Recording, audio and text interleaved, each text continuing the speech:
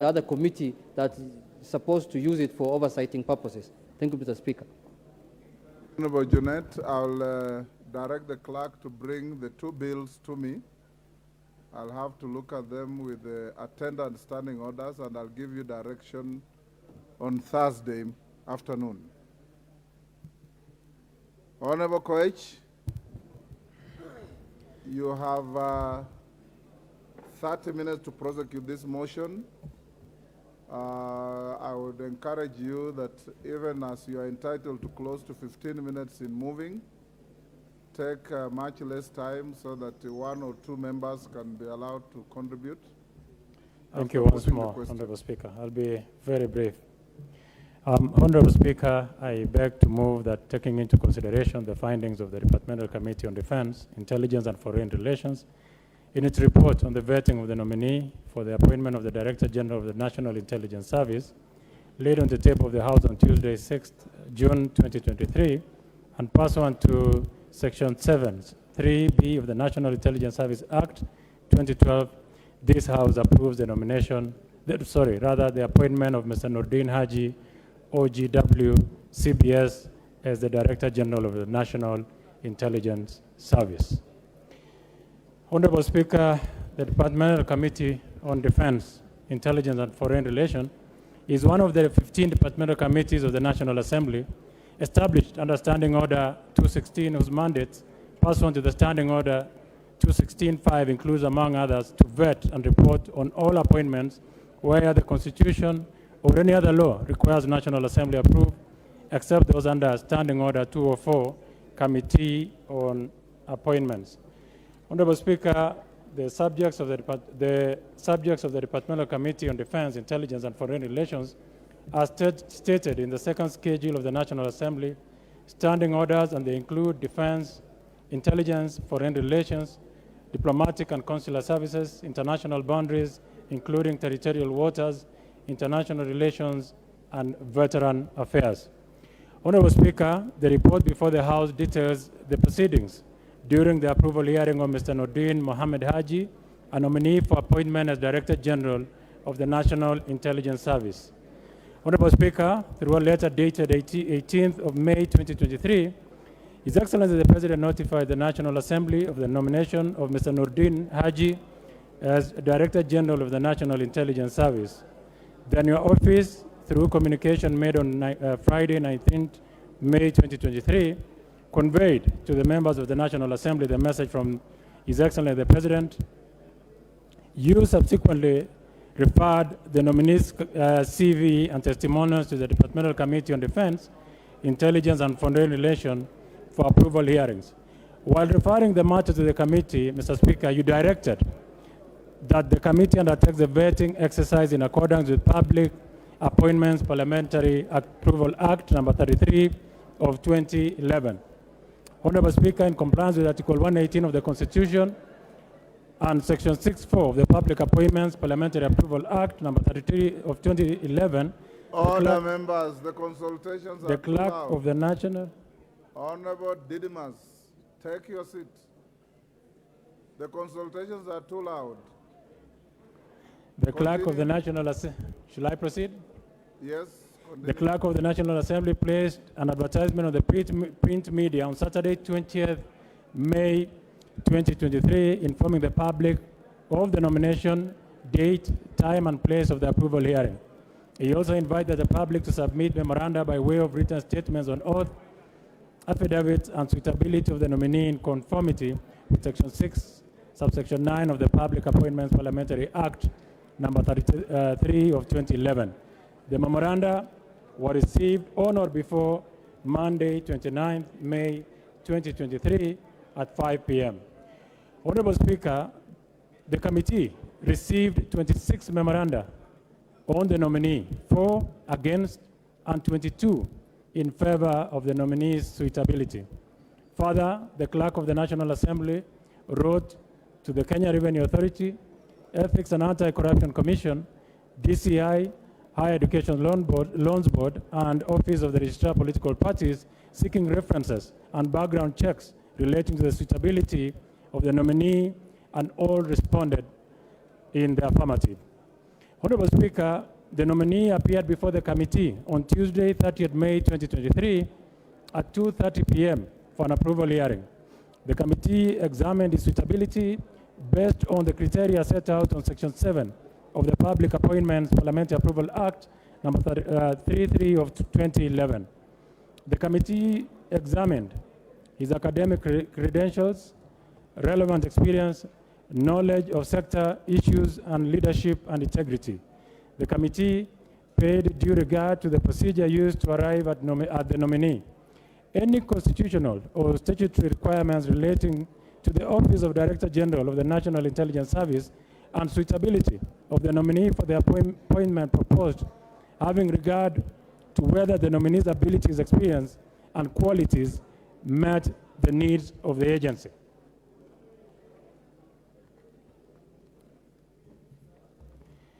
Honorable Speaker, the committee conducted the approval hearing of the nominee and observed as follows. Number one, that the procedure used to arrive at the nominee accords with Section 7, Subsection 2 of the National Intelligence Service Act, number 28 of 2012, which provides that the President shall nominate a person for appointment as the Director General and submit the name of the nominee to the National Assembly.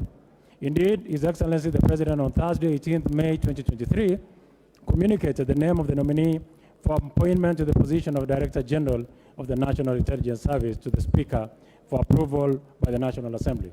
Number two, Honorable Speaker, that the nominee meets the requirements of Chapter 6 of the Constitution on leadership and integrity having been cleared from the following statutory bodies, that is the EACC, Kenya Revenue Authority, DCI, Office of Registrar Political Parties, and the Higher Education Loans Board.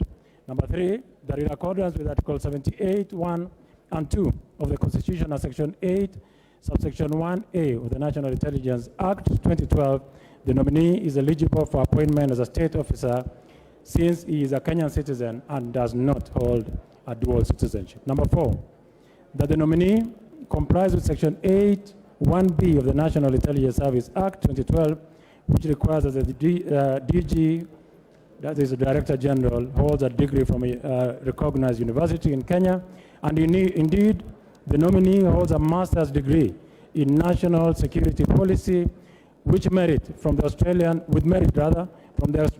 National University, which he acquired in 2014, a master in law, LLM, from the University of Wales, Cardiff, which he acquired in 1997, and a Bachelor of Law, LLB, from the University of Wales, which he acquired in 1996. Honorable Speaker, in terms of academic credential, Noordin Haji, you can say, is extremely knowledgeable and well-read in many fields, particularly with a bias in law. Number five, Honorable Speaker, that the nominee has held the following positions. Number, Director of Public Prosecutions, which he held from March 2018 to date. Deputy Director of Counter-Organized Crime in the National Intelligence Service, which he held from June 2016 to 2017. He was the Deputy Director of Administration Internal Division of the National Intelligence Service from January 2015 to June 2016. He was the head of Somali Stabilization at the National Intelligence Service from 2010 to 2013. He was the head of countering violent extremism at the National Intelligence Service from 2009 to 2010. He was the head of legal department at the National Intelligence Service from 2005 to 2009. He was the deputy head of legal department of the National Intelligence Service 2000 to 2005. State Counsel with the Attorney General's Office from January to December of the year 2000.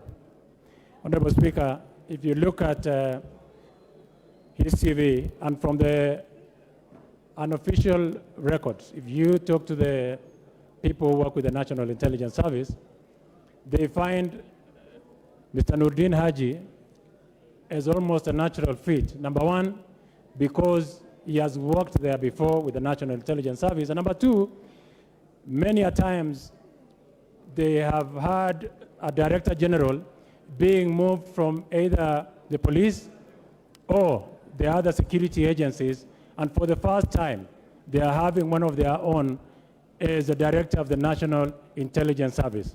Nordin Haji is going back here, not as if this House finds favor and approves him, not as a stranger, but as someone who has risen through the ranks in the National Intelligence Service from a very, I will call, relatively junior office to a very senior office by the time he left to go to be the Director of Public Prosecution. It is notable to note that some of the questions that honorable members of my committee did ask Mr. Nordin Haji, I'll move very quickly. One of them is that if all this favor that he finds is because he's the son of former Senator Yusuf Haji, and he was extremely proud to say that, which is something honorable colleagues should actually take up, that he's very proud son of the former public service officer and the late Senator Yusuf Haji, because it is his father who's instilled discipline in him, and it is something we should probably borrow. That today, Honorable Speaker, we would like to have your son one day being the Speaker of this National Assembly, because you are one of the greatest speakers when you leave office that will have served in this 13th Parliament. It is the same thing that honorable colleagues here, that today or tomorrow, the son or the daughter of my friend Junet Mohammed can come to this house as a member of parliament because of the good deeds that we do in society. So indeed, it is because of that fact and the discipline that he got from his father that he has found favor in his, some of the offices that he's worked in. But that notwithstanding the fact that he's equally a very hard-working person, an extremely humble fellow. Honorable Speaker, that the nominee has never been charged in any court of law in the past 3 years, and a requirement and schedule of the Public Appointments Act. I have a long story about Mr. Haji, but because of time, I will go straight to my last point, Honorable Speaker. Honorable Speaker, the committee therefore recommends that the National Assembly approves the nomination of Mr. Nordin Haji for appointment as Director General of the National Intelligence Service. I beg to move and urge my deputy to second. Who is your deputy?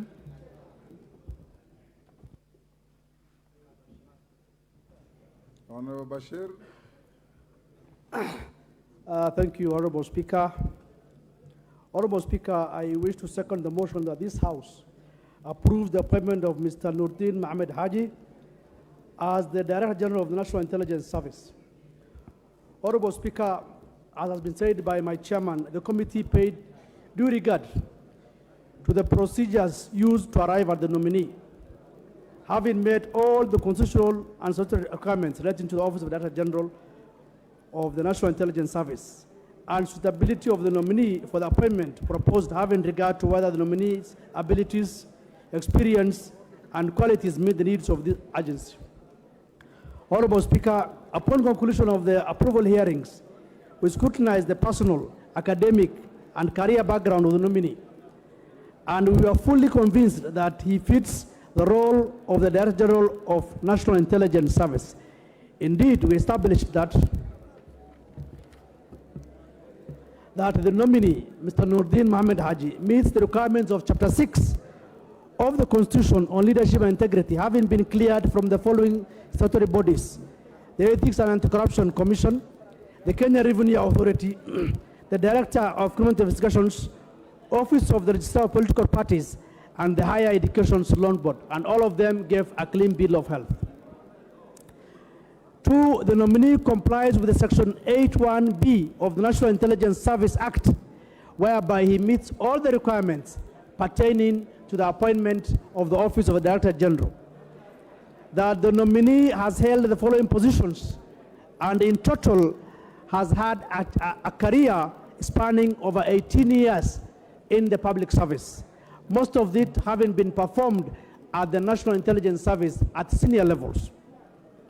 Honorable Speaker, the nominee has not been charged in any court of law, and therefore this also informed us on his suitability.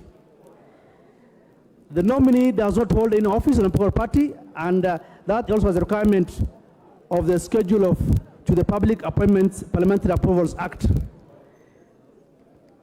Honorable Speaker, during the approval hearing, the nominee demonstrated knowledge of topical, administrative, and technical issues touching on the government and has thus the requisite abilities, qualifications, and experience to serve as the Director General of the National Intelligence Service. During the approval hearings, we received 26 memorandums. Out of this, 4 were against and 22 were in favor of the nominees.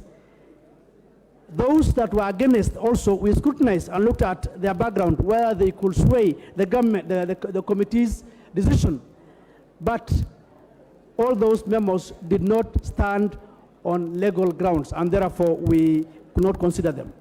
Honorable Speaker, with that, and having considered the credential of the nominee, we wish to assure this House and the country at large that the right man for the job for this particular new appointment is Nordin Mohamed Haji, and he fits the bill. As has been said before, Nordin Haji comes from a career family. His late father was a career civil servant. His mother is also a career civil servant, and therefore has had long piece of career in the public service. Yes. Honorable Speaker, I want to urge this House to consider the nominee and approve his nomination so that he serves in this position as soon as possible. Honorable Speaker, with those few remarks, I second the motion and urge the House to adopt this report. Thank you very much. Order, honorable members. Order. Honorable members, a question cannot be put before it is proposed. Honorable members, I now propose the question, which is that taking into consideration the findings of the Departmental Committee on Defense, Intelligence, and Foreign Relations in its report on the vetting of a nominee for the appointment as the Director General of the National Intelligence Service, laid on the table of the House on Tuesday, 6th June 2023, and pursuant to Section 7(3)(b) of the National Intelligence Service Act 2012, this House approves the appointment of Mr. Nuruddin Mohamed Haji, OGW CBS, as the Director General of the National Intelligence Service.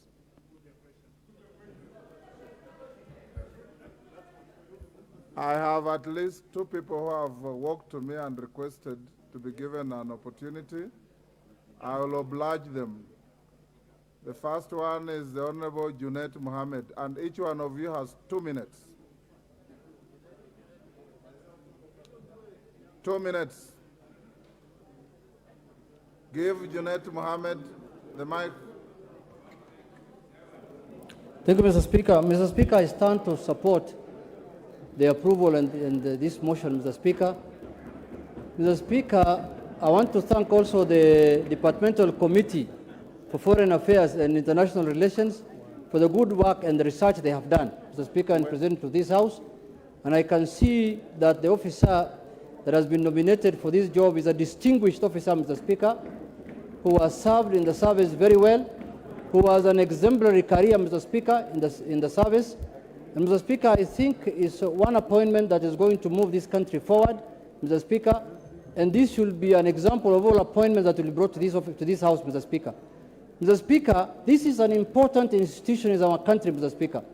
This is an institution that is going to protect and provide the safety of the citizens of this country, Mr. Speaker, and for that reason, is an institution that must be headed and guided by somebody who has the capacity, the knowledge, and the temerity to do the kind of work that is related to that institution, Mr. Speaker, and no one fits, and the skills required to do this work, Mr. Speaker.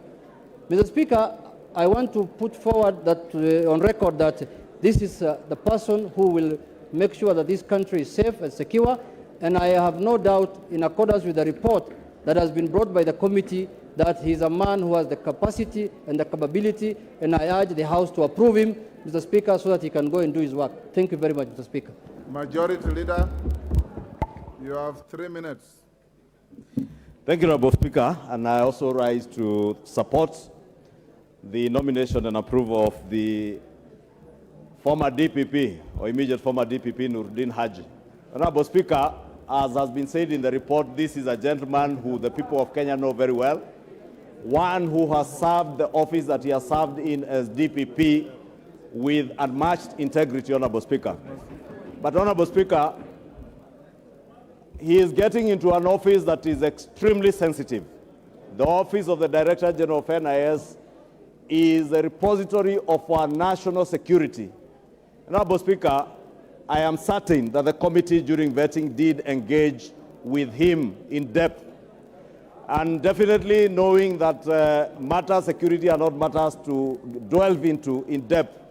But we must tell Honorable Speaker, the Honorable Noordin, that before we have seen incidences like those of Shakahola, incidences of rampant attacks by terrorists in Lamu, in northern Kenya, and I am glad Noordin is from northern Kenya, and therefore he has a responsibility as he safeguards the lives and property of Kenyans, first to safeguard the lives and properties of people in northern Kenya and along the coastal belt bordering the border with Somalia.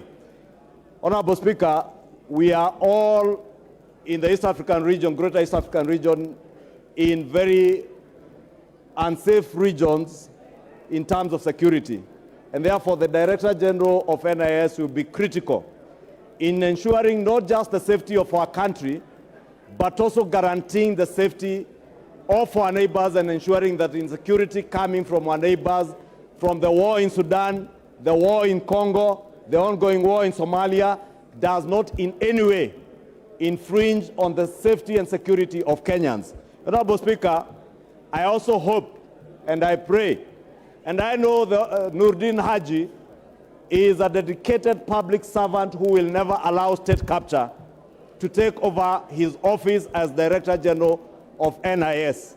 That NIS will never be used like it was used before to settle political scores.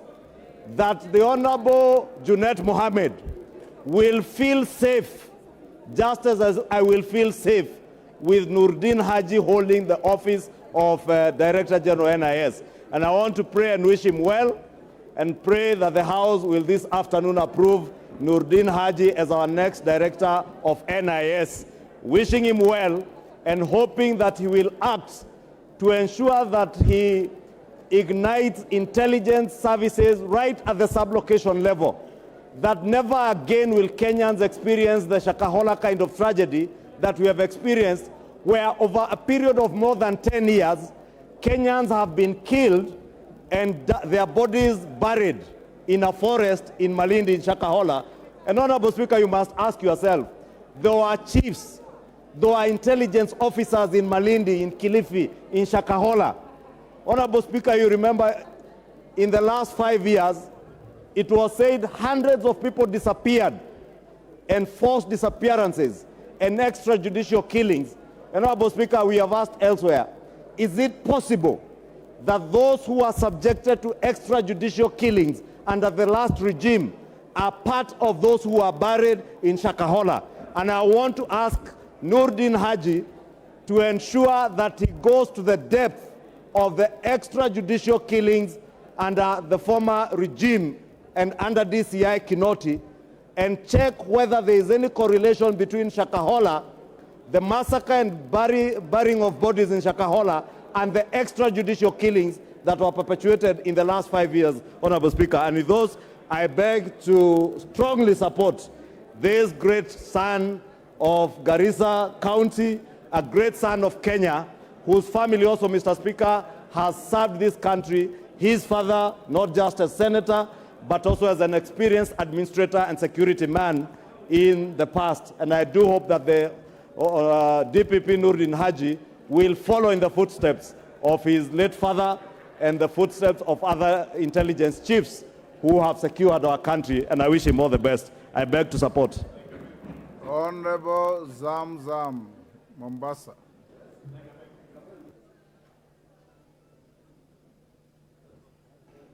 Asante sana Bwana Spika, na mimi pia niweze kupigia pono mjadala huu wa leo ama uamuzi utakaotoka hapa leo kuhusu ndugu yetu Nurdin Haji.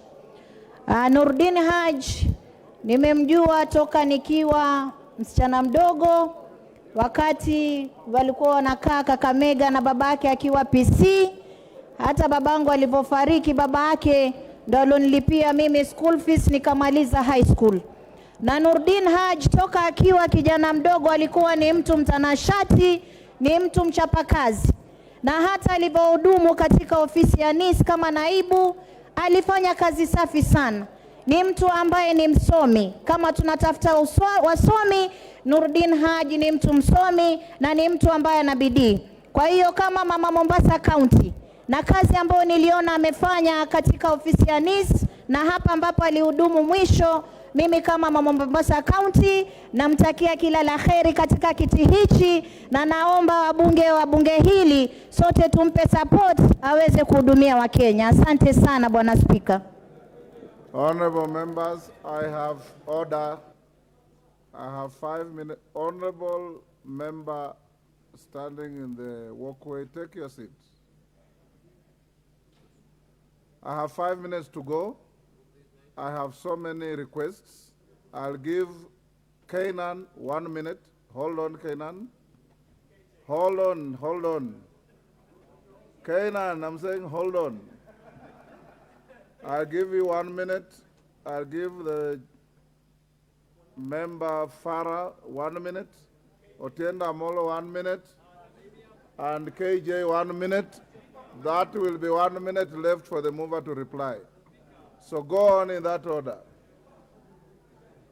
Thank you, Mr. Speaker. Mr. Speaker, from the onset, let me say I support this report. Mr. Speaker, I was the chairman of this committee between 2007 and 2013 at a very difficult time during the Grand Coalition government.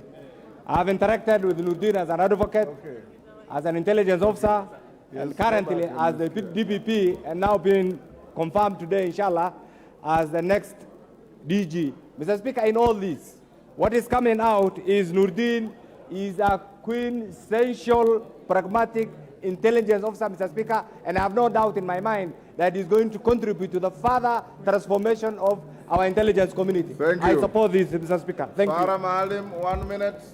Mr. Speaker, I also want to add my voice in support of this motion.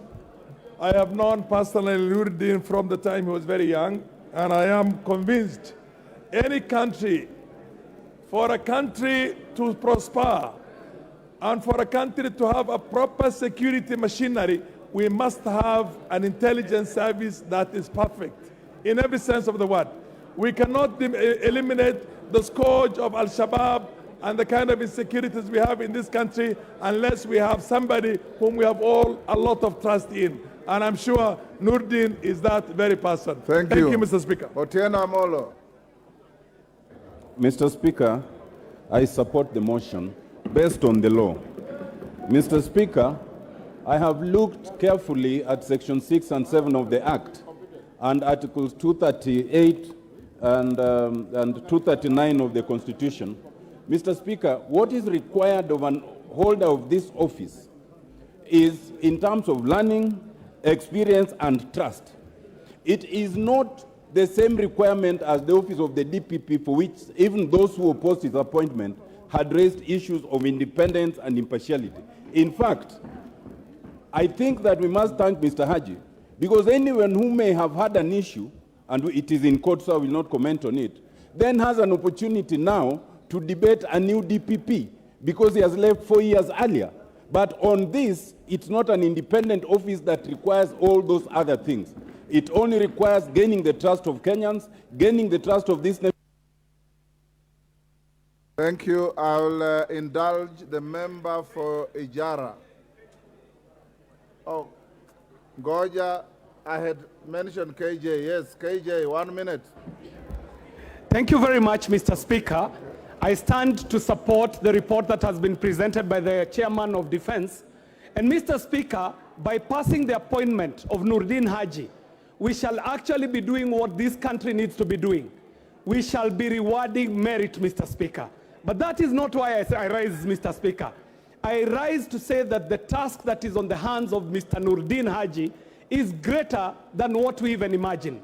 In a new world, Mr. Speaker, intelligence will require that we apply new technologies, we apply new and emerging trends in intelligence gathering, Mr. Speaker. So it is to tell Mr. Haji as he takes office that he needs to look into the new space of artificial intelligence, of robotics, of emerging technologies, so that he can up the game of intelligence in this country, and we can end up being a pilot and a case study.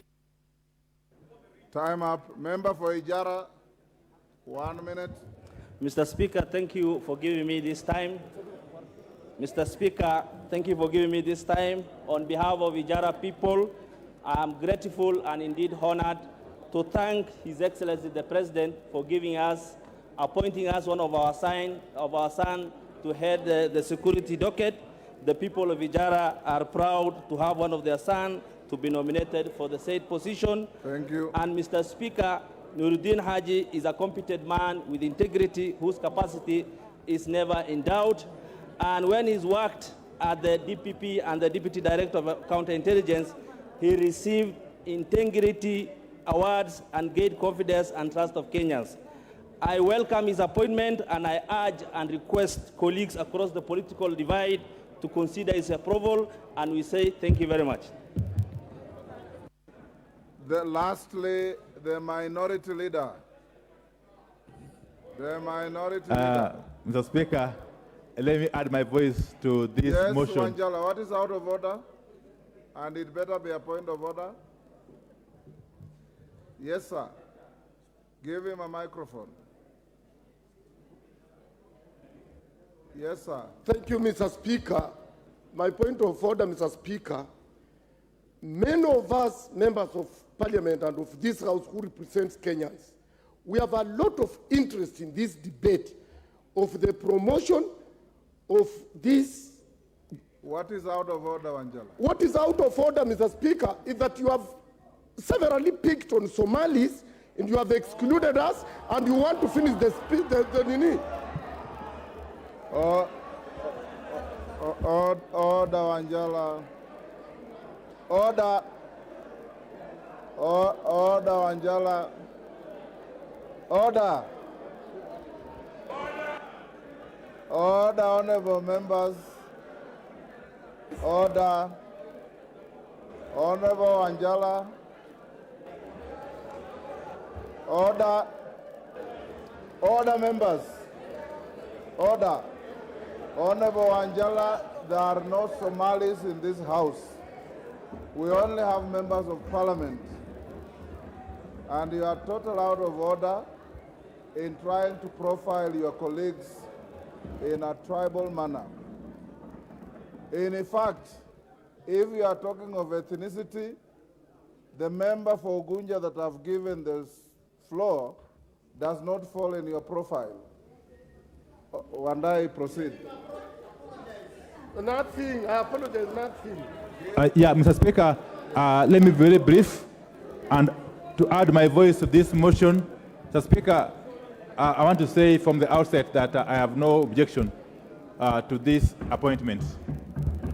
And I would just really want to urge the incoming DG of NIS to live true to the oath of office that he will be taking, and to ensure that indeed he gives priority to the security of the nation. Mr. Speaker, we have had in the past serious incidents of terrorism in this country.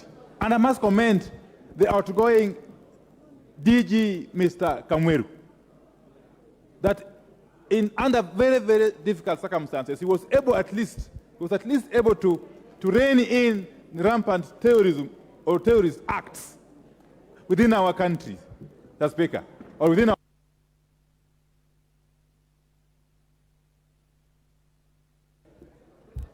Give the leader of minority an extra minute.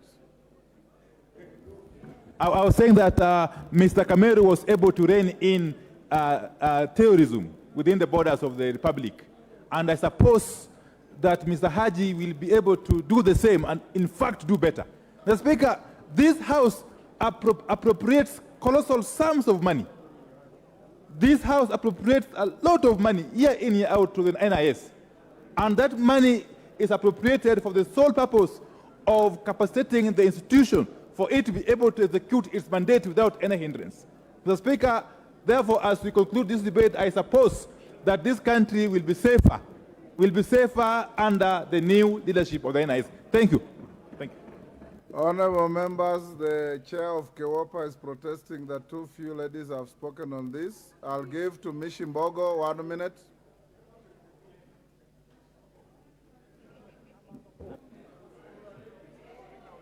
Mishimbogo. Asante sana. Asante sana Mheshimiwa Spika, na mimi naunga mkono kuteuliwa kwa Nurdin Haji katika kitengo cha huduma ya ujasusi wa kitaifa.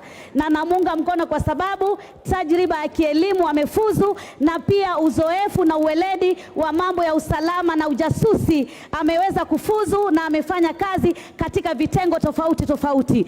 Tunajua yeye atatuwezesha haswa pia kupunguza misimamo mikali ile tunasema extremism, mambo yale tunazungumzia ya Al-Shabaab. Tunajua yeye katika mambo ya ujasusi ameweza kufuzu, na pia hana dosari katika mambo ya uongozi na uadilifu. Vile vile pia hajawahi kuhukumiwa katika shutuma yoyote ya kijinai ama pia katika mambo ya uhalifu. Tunajua anaweza na ana tajriba ya kuweza kuongoza taifa la Kenya katika mambo ya usalama na ujasusi, kutupatia. Your time is up. Now move to reply. How many minutes, Honorable 1. Speaker? Honorable Speaker, from honorable colleagues, there is a lot of attention, and for the first time, almost 100% consensus on the person of Nurdin Haji. I want to appreciate my members, honorable colleagues, for such a good job. I want to also, at the same breath, thank the former DG, the exiting one, Kameru, Major General, for a good job that he did when he took the helm of NIS. With Nurdin coming in, I just want to wish him all the best, and I beg to reply. Thank you, honorable members. Sorry for those who wanted to speak but didn't speak. I know that many of you wanted to speak to this. When you go to the Committee of Supply, there is an item on NIS. You can edge in on that and speak to what you wanted to say. Honorable members, I now put the question, which is taking into consideration the findings of the Departmental Committee on Defense, Intelligence and Foreign Relations in its report on the vetting of a nominee for the appointment as Director General of the National Intelligence Service, laid on the table of the House on Tuesday, 6 June 2023, and pursuant to Section 7(3)(b) of the National Intelligence Service Act 2012, this House approves the appointment of Mr. Nurdin Mohammed Haji, OGW CBS, as the Director General of the National Intelligence Service. As members of that opinion say aye. Aye. Will those of the contrary opinion say nay? No. The ayes have it. Order number 9, special motion. Hold on. Honorable members, Wanjala is in his absolute right to shout himself hoarse. Honorable members, allow me to acknowledge in the public and speakers' galleries the following institutions visiting Parliament: Makueni boys from Makueni, constituency Makueni; Oshol Academy from Nyali, Mombasa; Katangi Secondary from Yata, Machakos; Migaa Primary from Kipipiri, Nyandarua; Ithanga Secondary from Mosop, Nandi. On your behalf and on behalf of the House of Parliament and myself, we welcome the schools to the House this afternoon.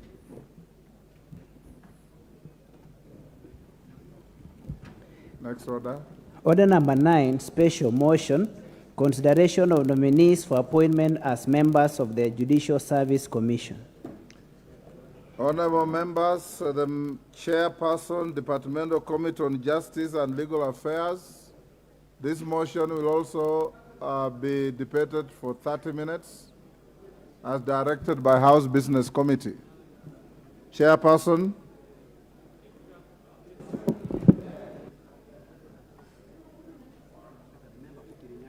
Yes. You are the vice chair? The member for Kirinyaga? Nominee. Honorable Speaker, I could see you were looking for Murugara, or the vice chair. For Murugara, yes. I am the acting chair. You are the invitation of Murugara. Go on. Honorable Speaker, I beg to move the motion that taking into consideration the findings of the Departmental Committee on Justice and Legal Affairs and its report on the vetting of nominees for appointment as members of the Judicial Service Commission laid on the table of the House on Thursday, 8th June 2023, and pursuant to the provisions of Article 171(2)(h) of the Constitution and Section 8(1) of the Public Appointments Parliamentary Approval Act 2011. This House approves the appointment of the following persons as members of the Judicial Service Commission: Ms. Caroline Zilani Kingoku Ajuoga and Honorable Isaac Ruto Kiprono Ruto, EGH. Honorable Speaker, I beg to move that this House adopts the reports of the Departmental Committee on Justice and Legal Affairs on the approval hearing of Ms. Caroline Zilani and Honorable Isaac Kiprono Ruto, nominees for appointment as members of the Judicial Service Commission.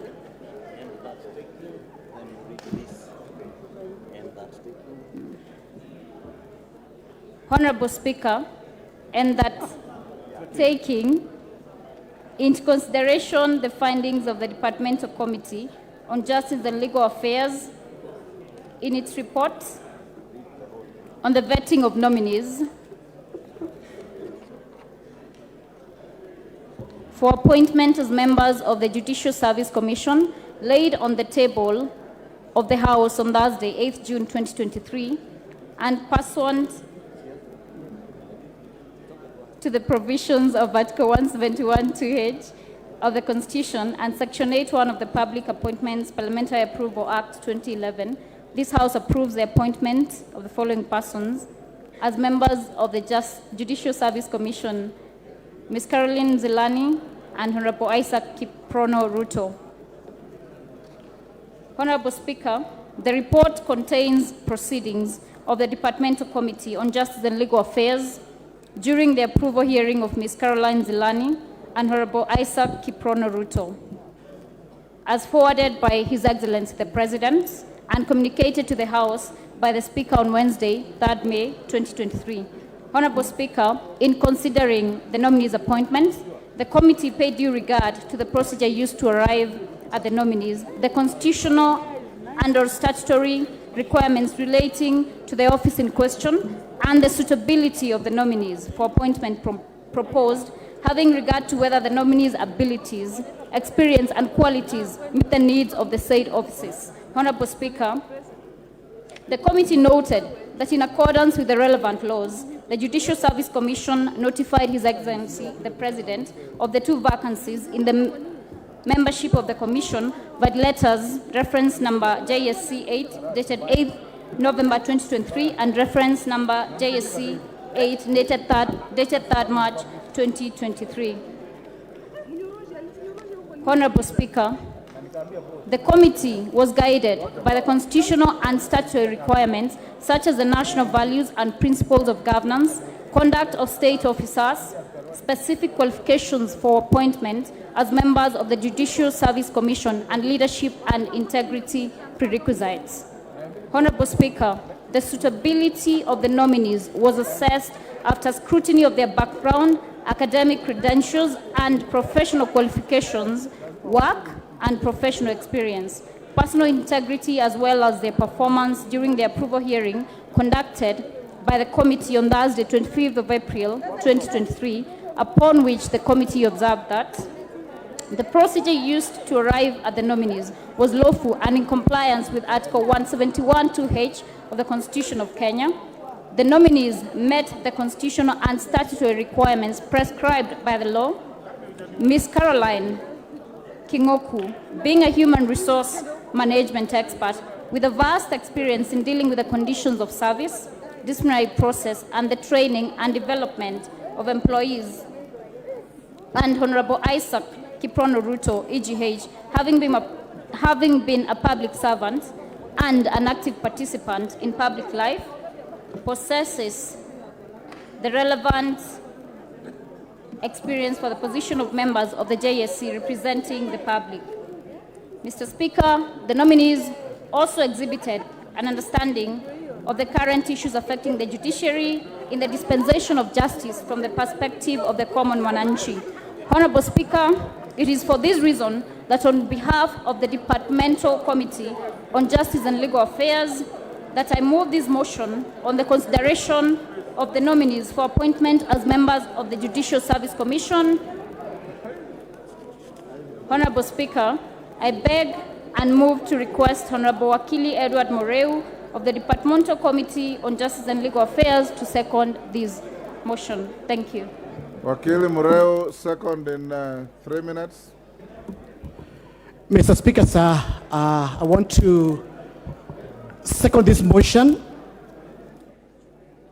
of the appointment of the proposed nominees in the Judicial Service Commission, namely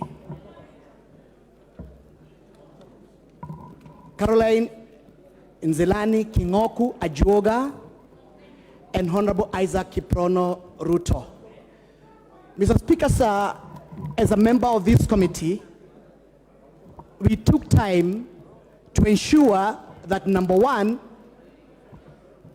we remain very focused in terms of the provisions of the law, in particular on Article 171, 2H of the Constitution, and also Section 88, subsection 1 of the Public Appointments of the Parliamentary Approvals Act 2011. Mr. Speaker, sir,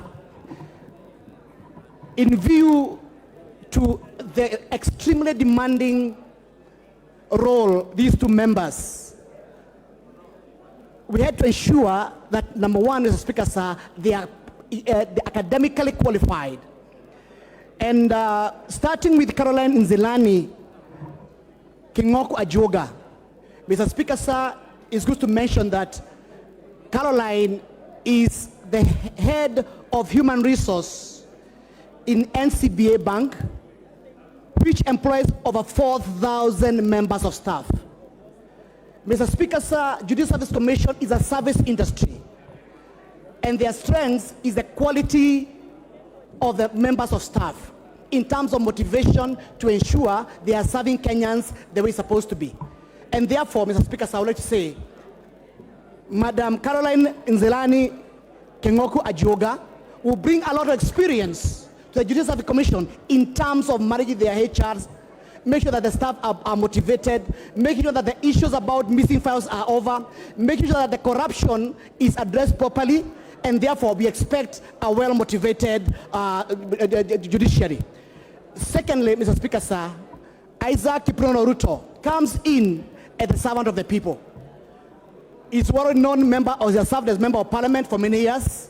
He has also served as a governor of Kericho for one term.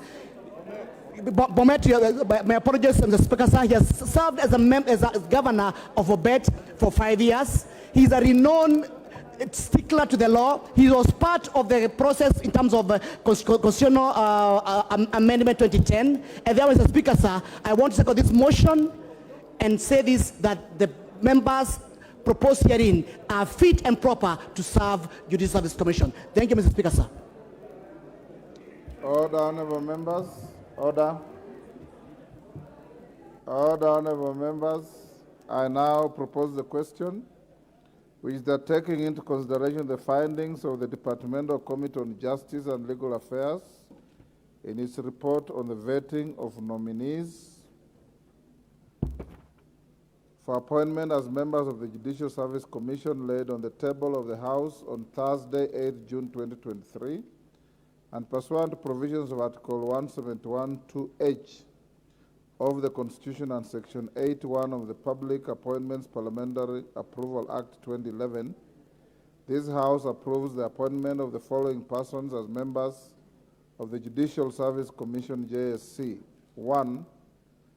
Ms. Caroline Nzilani Kingoku Ajuoga. 2. Honorable Isaac Kiprono Ruto, EGH.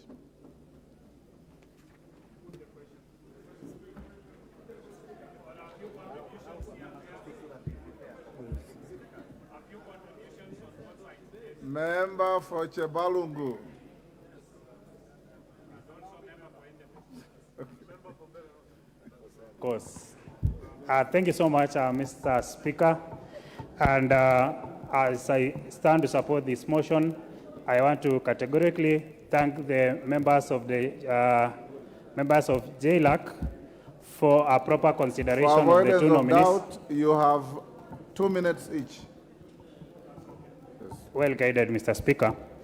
I stand here today to support the proposal for the approval of the two nominees, and specifically, I would want to mention about Honorable Isaac Ruto, who is my immediate party leader, and for that fact, he is now resigned as the party leader, and probably members of this House beginning today, as I am the senior most politician in the party, I am going to be one of the party leaders, and I would really wish that I be recognized so by my colleague members of parliament. You remember Isaac Ruto as one of the greatest persons. In fact, in my constituency, you cannot mention a paragraph without touching the name of Isaac Ruto. He has done a lot in regards to school, in regards to education in my constituency. While he was the chairman of the Governors of Council, the first chairman in that matter, he is the only person who can be remembered as having done what was required of him. I know the independence that is required by the judiciary, and I know him as a person who is so independent in his mind. I have no doubt that he's going to give the best service. For this, Mr. Speaker, I would wish to urge my colleagues that we all stand up and support these great persons as they go to serve our nation. Thank you, Mr. Speaker. Jared Okello.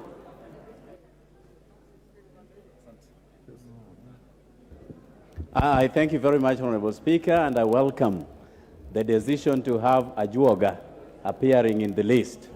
But the name Ruto is becoming too much into this country, very synonymous with the prevailing appointments, Honorable Speaker. And therefore, in line with our constitutional dictates, we have to rethink this idea of Kenyanness in appointive positions, Honorable Speaker. Honorable Speaker, JSC is a very important component in dispensation of justice into this country. Judges get appointed through JSC, magistrates get appointed through JSC, and when a government turns rogue, and there is nothing stopping this from becoming so, it is only the courts of law that can apply brakes to a rogue government, Honorable Speaker. I am very afraid, and this is an emerging trend within this House, that debate is curtailed by people who constantly say, put the question.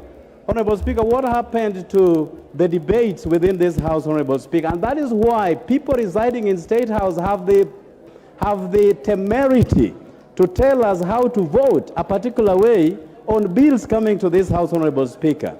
And therefore, I challenge this House to step back, reflect, and retool as they discharge their mandate given to them by the people of Kenya, Honorable Speaker. I support the appointment of Ajuoga in this respect, Honorable Speaker, and I thank you. And not Ruto. The Honorable Pukose. Thank you, Mr. Speaker, sir. I stand to support the appointment of Honorable Isaac Kibrono Ruto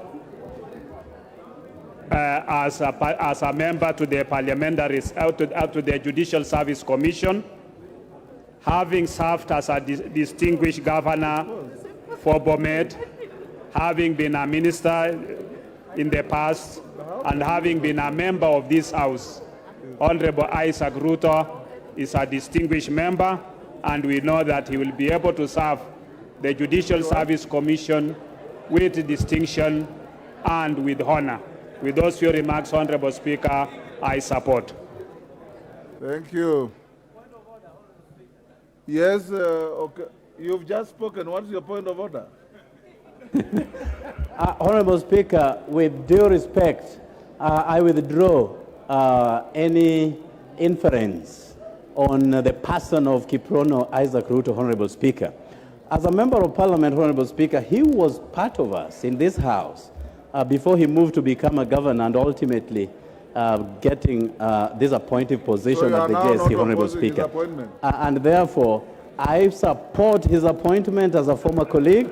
I support his appointment as somebody who has what it takes to become a member of Judicial Service Commission. And therefore, I withdraw the inference that I did make a while back. And I thank you for Jared. the opportunity.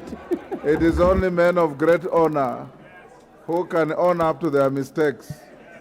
Thank you. Ruku. Thank you, Mr. Speaker. I rise to support the appointment of the two very distinguished Kenyans. His Excellency Ruto, the former governor of Bomet, what's the name of that? And the second appointee.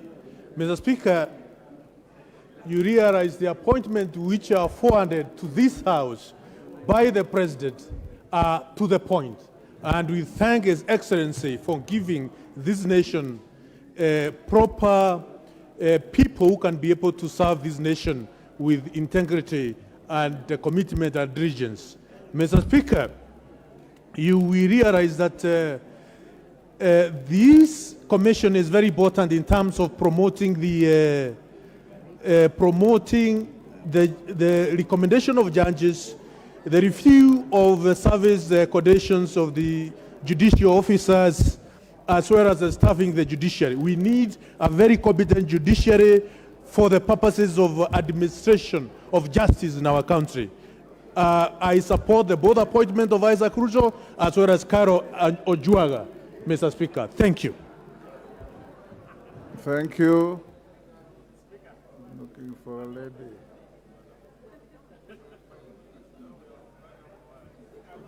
I'm looking for a lady. The Honorable...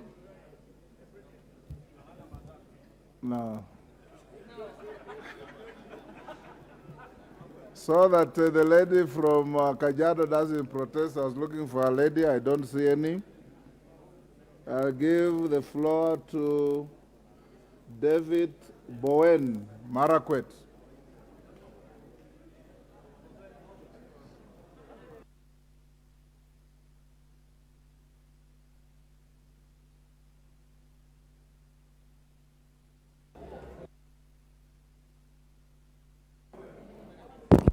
Thank you, Honorable Speaker. Honorable Speaker, I beg to support the two commissioners, Honorable Speaker, to the Judicial Service Commission. And the Honorable Speaker, Judicial Service Commission is very important, especially to the judiciary arm of the government. The Honorable Speaker. Mr. Speaker, I want to support especially the nomination of Isaac Ruto, the former governor of Bomet. Mr. Speaker, the man I know, whom we have worked together in many fields. Mr. Speaker, the Honorable Isaac Ruto, when he was the chair of Council of Governors, the Honorable Isaac Ruto fought hard to make sure that resources and devolution worked, Honorable Speaker, especially at a very difficult time when we were implementing our first constitution, the 2010 constitution. Mr. Speaker, I hope the Honorable Isaac Ruto will go to the Judiciary and the Judicial Service Commission with the same strength and the same courage we see when he was the chair of Council of Governors to make sure that the Judicial Service Commission and generally the judiciary, Mr. Speaker, functions especially in dispense of justice. Mr. Speaker, with Judicial Service Commission, we would also want to see that High Court's Honorable Speaker has established all across the sub-counties in the country. Mr. Speaker, I want to support the two commissioners. Thank you. Member for Lugari. Thank you, Mr. Speaker. I raise to support the motion for appointment of the two. Mr. Speaker, I've had an opportunity to work with His Excellency Isaac Ruto.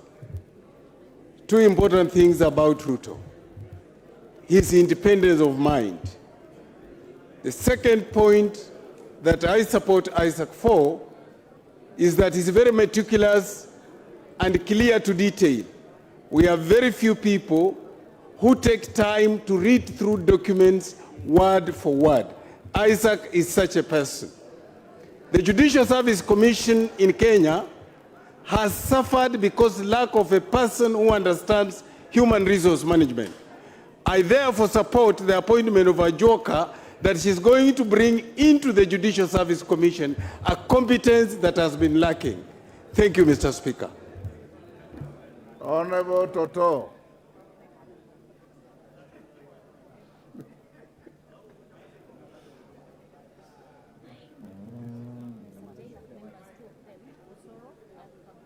Okay. Give the microphone to the women rep for Bomet. Thank you, Mr. Speaker, for giving me this chance. I also rise to support the two members for their appointments. Mr. Speaker, I rise to support Mheshimiwa Isaac Bruno Ruto, having been served as the Member of Parliament for Chepalungu constituency. He was also our first governor in Bomet County. He was also the chair of the governors in the council. He has been serving as the minister. Mr. Speaker, I support the appointment of Mheshimiwa Isaac Ruto. I know he's equal up to the task and he has got the experience. Thank you very much, Mr. Speaker. Sorry. Thank you. The Honorable Kagusha. Honorable Kagusha. Honorable Speaker, thank you very much for this opportunity. As a member of JLAC, I sat in the committee where we were able to vet these two candidates. And I want to confirm indeed, we found these two candidates suitable for this position as the commissioners in JSC. Honorable Ruto, as a former governor, seasoned civil servant, a person who has served this country at different levels, is indeed highly qualified to be a member of JSC, especially because he brings with him a wealth of experience and also is able to guide and able to also help this country in matters justice. And I'm sure that we're going to be in a good position when we have the former governor, Isaac Ruto, as a member of JSC. Honorable Speaker, we also have the young lady who also brings youthfulness in the JSC, and we are very happy that Caroline is actually a person who is very well experienced on HR matters.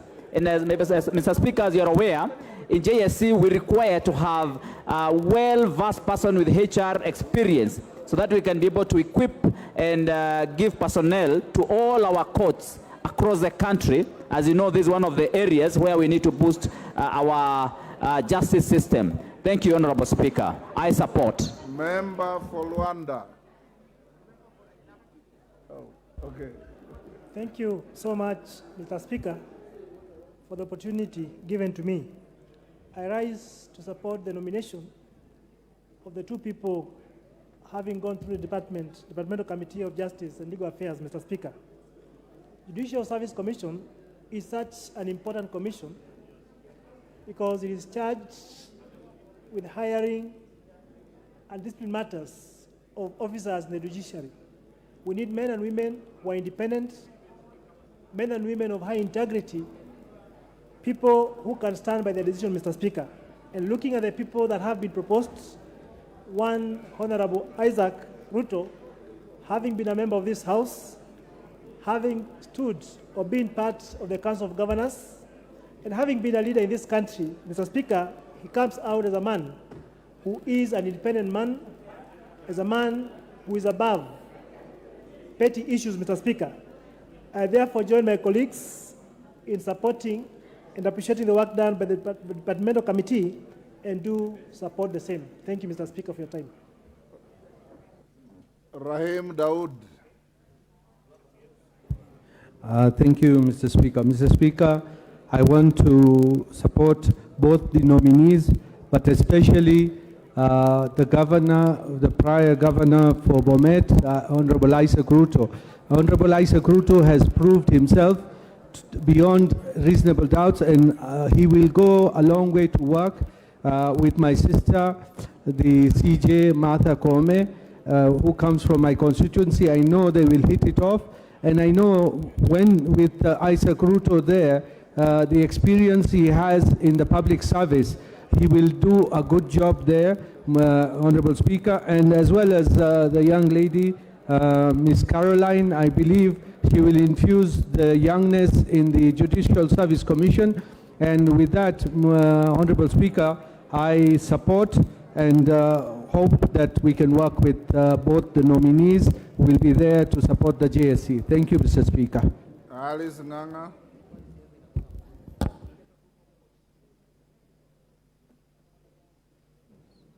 Thank you, Honorable Speaker. I rise to support the two nominees, especially, Mr. Speaker, because the gender rule has been met here. We have a lady and we have a gentleman. A lady who is going to add value to that institution of JSC, as well as Honorable Isaac Ruto, His Excellency. Mr. Speaker, we know when the functions were being devolved at the county level, Honorable Isaac Ruto was the chair, and he made sure that those functions were fully devolved. And at that time, Honorable Speaker, he did not give in even to the pressure. He insisted that whatever was meant to be devolved at the county level went to the county. And he made sure that the Council of Governors, whatever they discussed and they deliberated on, was well established, and it was well fulfilled. And they were able to engage with the national government at that level. So I know he's going to add his rich experience at the JSC. So these two appointments I support. Thank you, Mr. Speaker. Konga Samuel.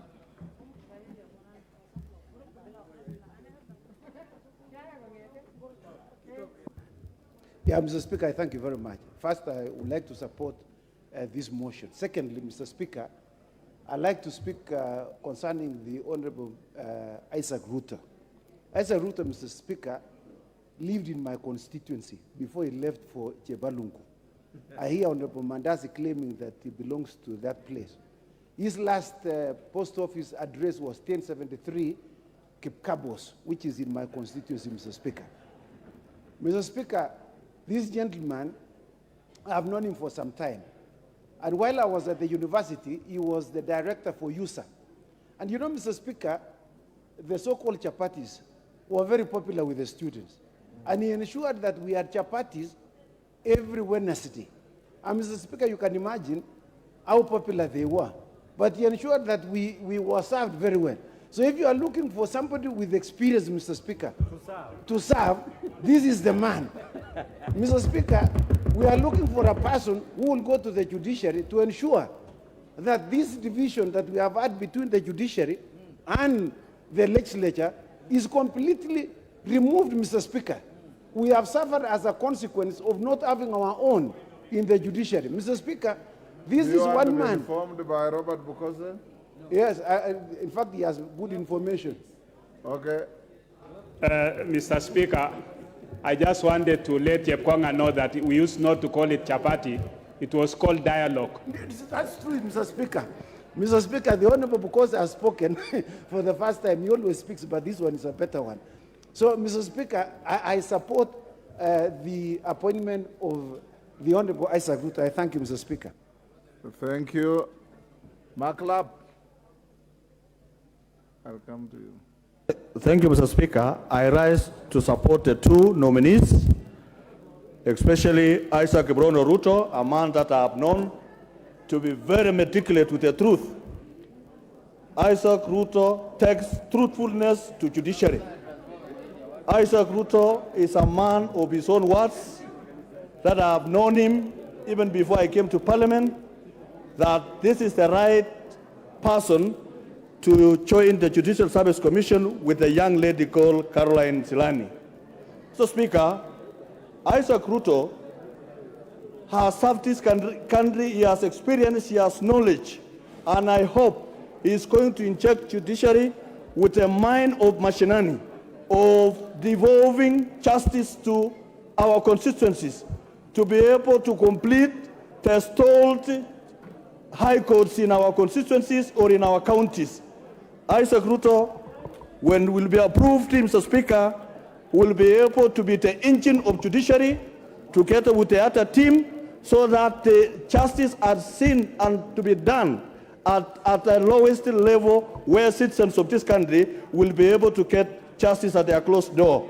I am a believer of a man that is meticulous for the truth for Kenya, and I'm sure judiciary has the right mind and the right experience to actually inject new energy for the survival of Judicial Service Commission. I end it there and say, may we rise to support the two candidates. Thank you, Mr. Speaker. Jen Kihara.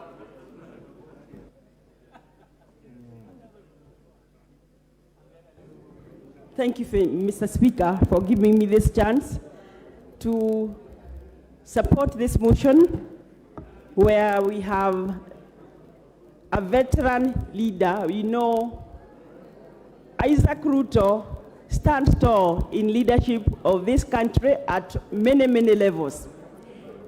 He was the first chairman of COG, governors. But what he did, in fact, Isaac Ruto, in his second term, he was elected unopposed because he worked so well, he was formidable, he made sure devolution worked. For the young lady, I may not know her, but I will support her very, very vehemently because we have had issues with gender balance in this country. So as long as we have a woman and this great Kenyan in the name of Isaac Ruto, I support the motion and propose hope that he is going to be as vigorous as he has been, because he doesn't mince his words. He talks what he believes in, and this is the kind of person we need. I support. Member for Kwanza.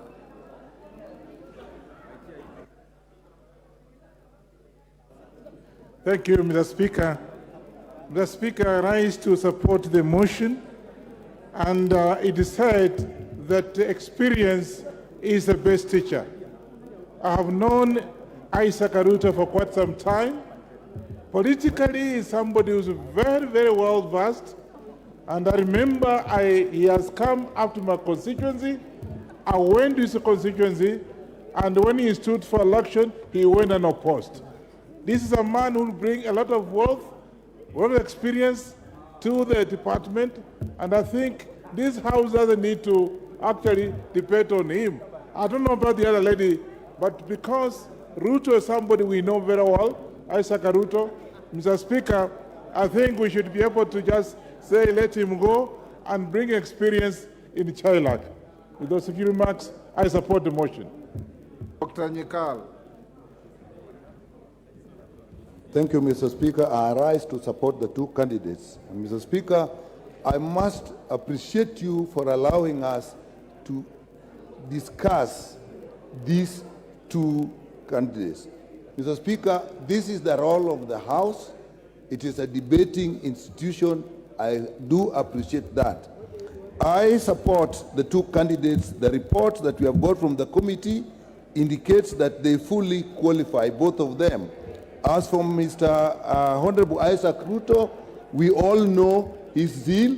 He worked very hard as the chair of the Council of Governors when devolution started, and we hope that we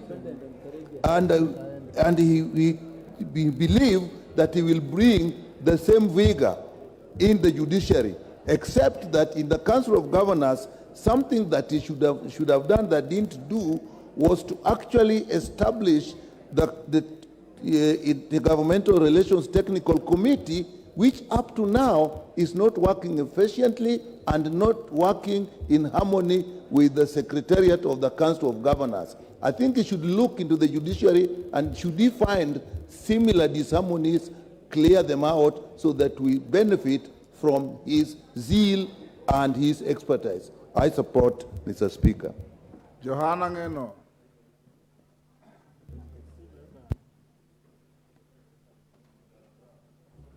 Thank you, Speaker. On the onset, I wish to support the two nominees, Speaker, to this particular position.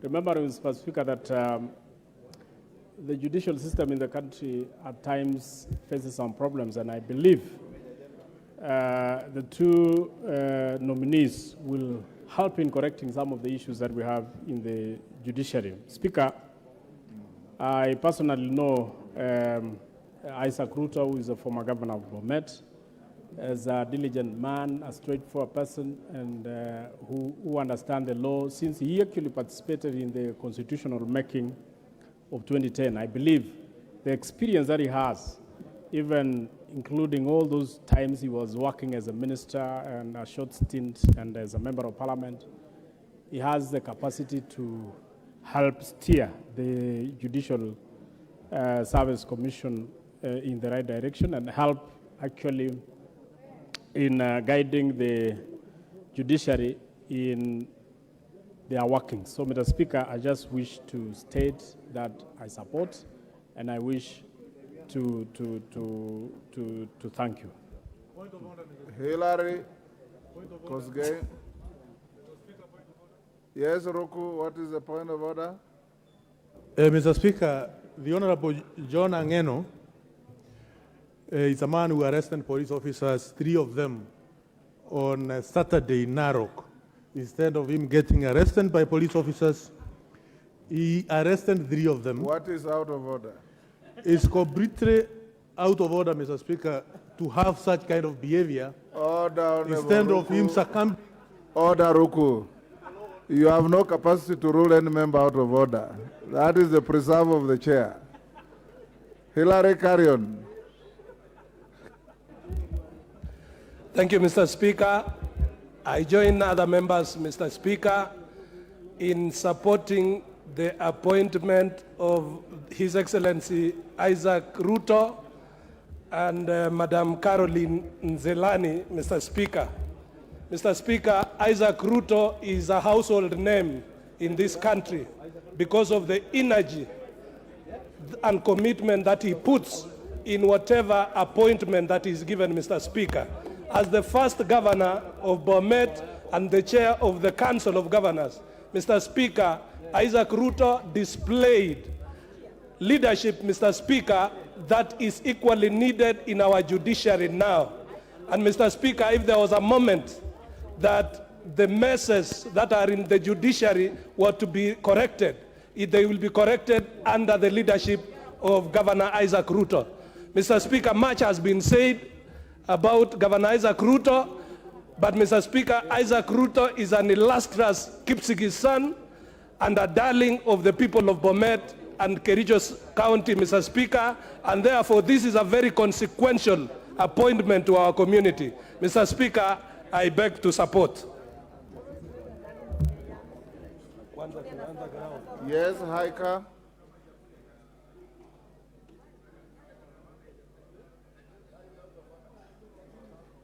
Honorable Haika.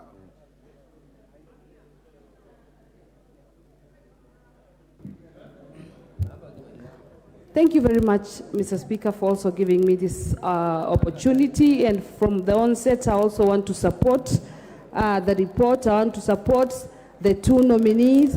And I also want to speak about Isaac Ruto, having known him for some time. I know he brings a wealth of experience, and being the first chairperson of the Council of Governors and the governor of Bomet as well, we know he's up to the task, and therefore, Mr. Speaker, I support the report and I support it. Thank you very much. Edith Nyenze. Thank you, Mr. Speaker, sir, for giving me this opportunity to support the two nominees, Caroline Zilani and Isaac Ruto. First of all, I support the nomination because there is gender balance. There is, in the nomination of the two, there is gender balance, and therefore I support.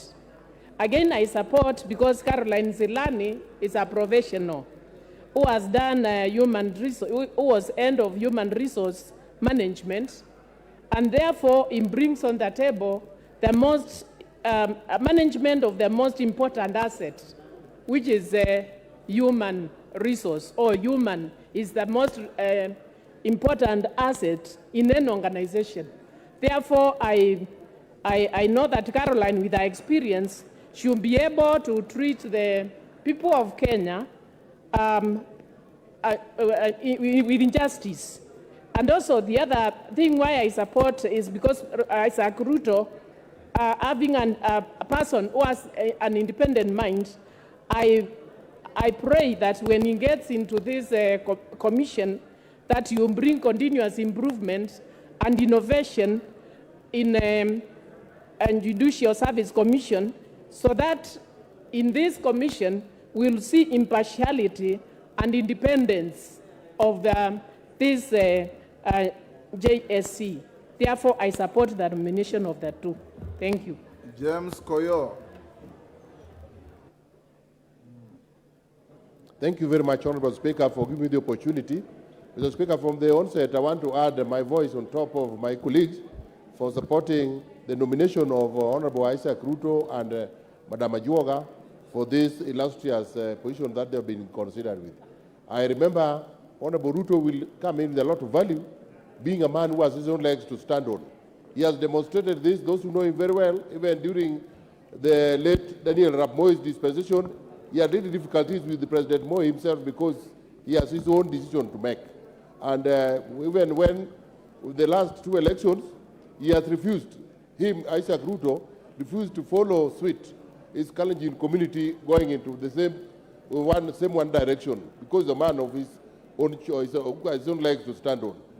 We have several challenges in the Judicial Service Commission, and we need people like-minded, like Isaac Ruto, to step in and add value.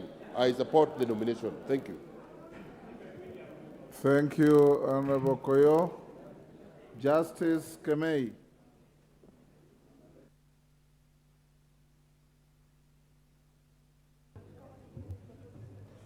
Yeah, thank you, Mr. Speaker, for the opportunity you've given me. From the onset, Mr. Speaker, I wish to express my support for the appointment of the two persons to the Judicial Service Commission.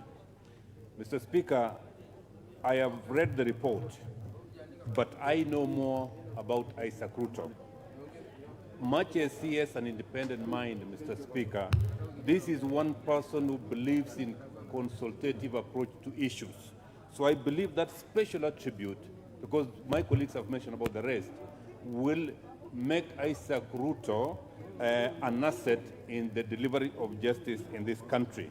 Mr. Speaker, with those few remarks, and so as to give my colleagues the opportunity to also say something, I support. Thank you.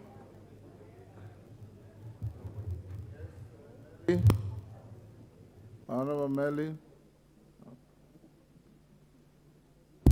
Thank you, Honorable Speaker. Honorable Speaker, I rise to support the report, and more specifically of the two candidates, Honorable Speaker, because of I've seen and read the report by the by the committee and found out that actually the two candidates are very suitable. More specifically, Isaac Ruto, Honorable Speaker, is a household name in this republic, more so on devolution, on the issues of human rights and fighting for the rights of the devolved units. I thank you and I support. Thank you, Honorable Speaker. Thank you. Yes, that Kirima? Oh. The member behind Rindikiri. Yes, give him the microphone. Thank you, Mr. Speaker, for giving me this opportunity so that I can add also my voice and also say that JLAC have done a commendable job by nominating the two, Honorable Isaac Ruto and Caroline. I want to say that specifically Isaac Ruto, Mr. Speaker, is a man with a lot of experience. And he comes with a wealth of experience into judiciary service. And I know that he understands the dynamics even of this country. And whatever is going to be involved, Mr. Speaker, I'm sure that he's going to perform to the standard.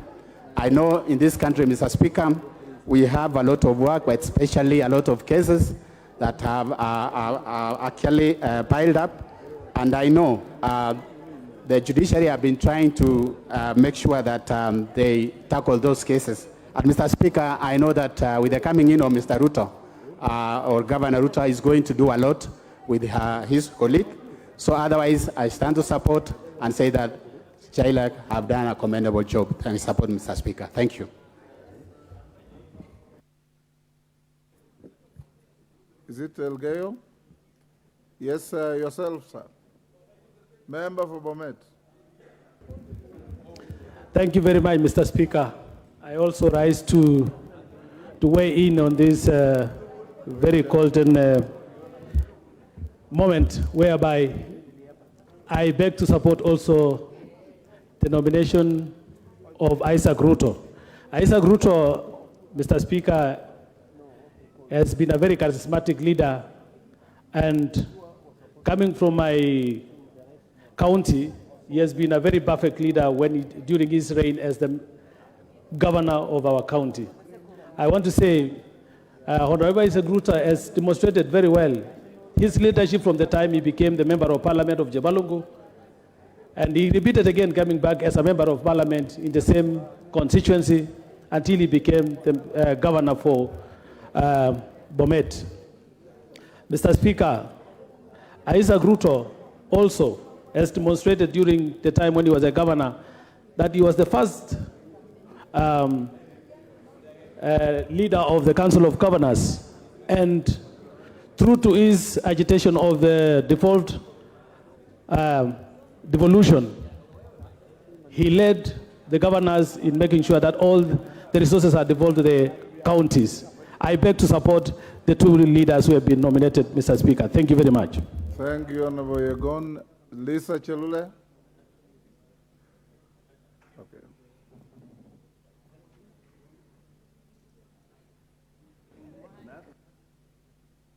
Give the microphone to Lisa Chelule. You are giving everybody except Lisa Chelule.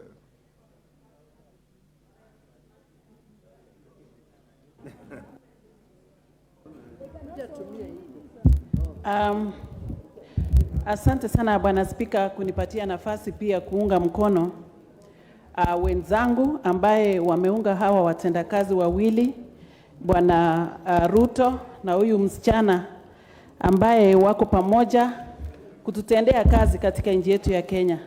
Nasema hivi Bwana Spika sababu sisi wote tumepata kujua mheshimiwa aliyekuwa mheshimiwa Isaac Ruto wa Bomet wakati ingine alichaguliwa kuwa mjumbe, na wakati ambaye ilifuata pia akachaguliwa kuwa governor wa Bomet. Na kazi ambaye alifanya Bwana Spika ni kazi mzuri sana. Huyu ni kiongozi ambaye tunaelewa kwamba alikasa mambo ya ukatuzi sana. Ni kiongozi ambaye alitatua shida kule Bomet.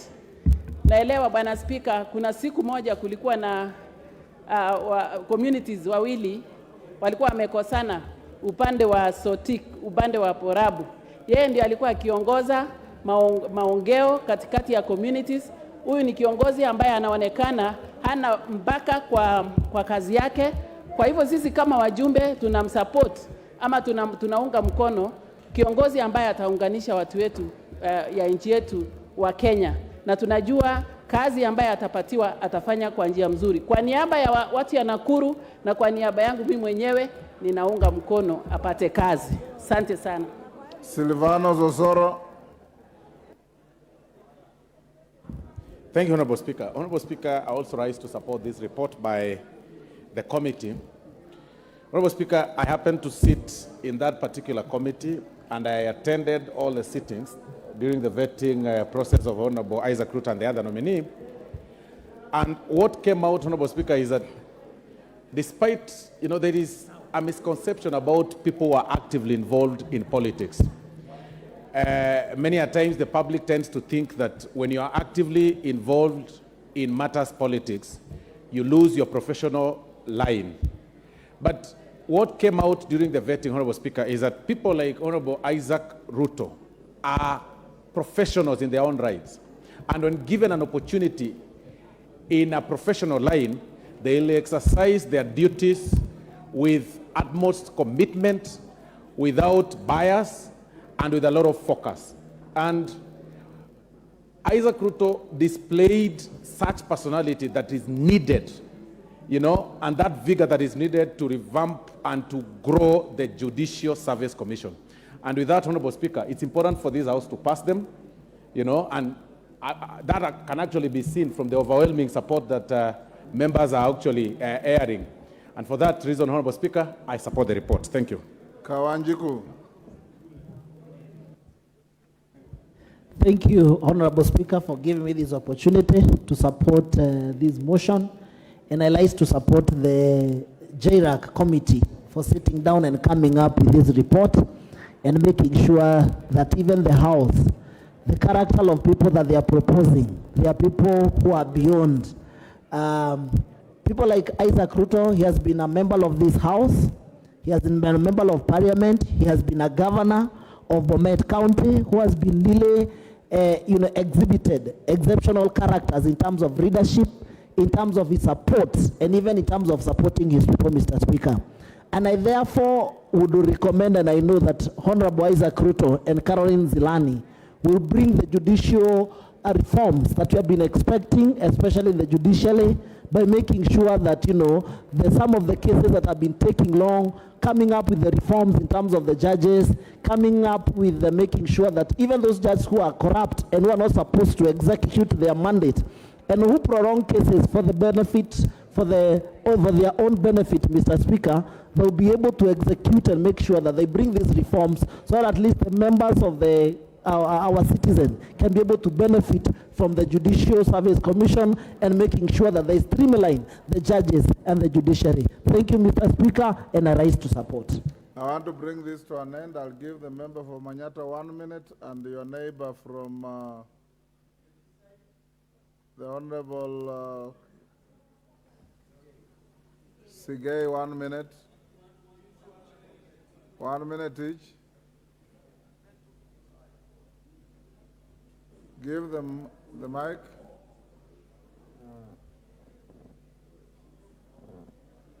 There's a line. Honorable Speaker, thank you very much for this opportunity. I rise to support the appointment of Honorable Isaac Ruto, His Excellency the former Deputy the Governor for Bomet, and Ms. Caroline Zilani in the Judiciary Service Commission. Honorable Speaker, the Judicial Service Commission requires new blood, and I feel Isaac Ruto has a lot to offer. We have seen his push when he was pushing for Pesa Mashinani, as he was calling it. And Honorable Speaker, it was something that captured the whole nation's eye, that he is a man of resolution, he is resolute, he can make decisions, something that the Judicial Service Commission requires at this time. I hope also, Honorable Speaker, he will bring in ideas of dealing with pending cases that have been affecting our judiciary system, that has backlog cases dating back to 1980s.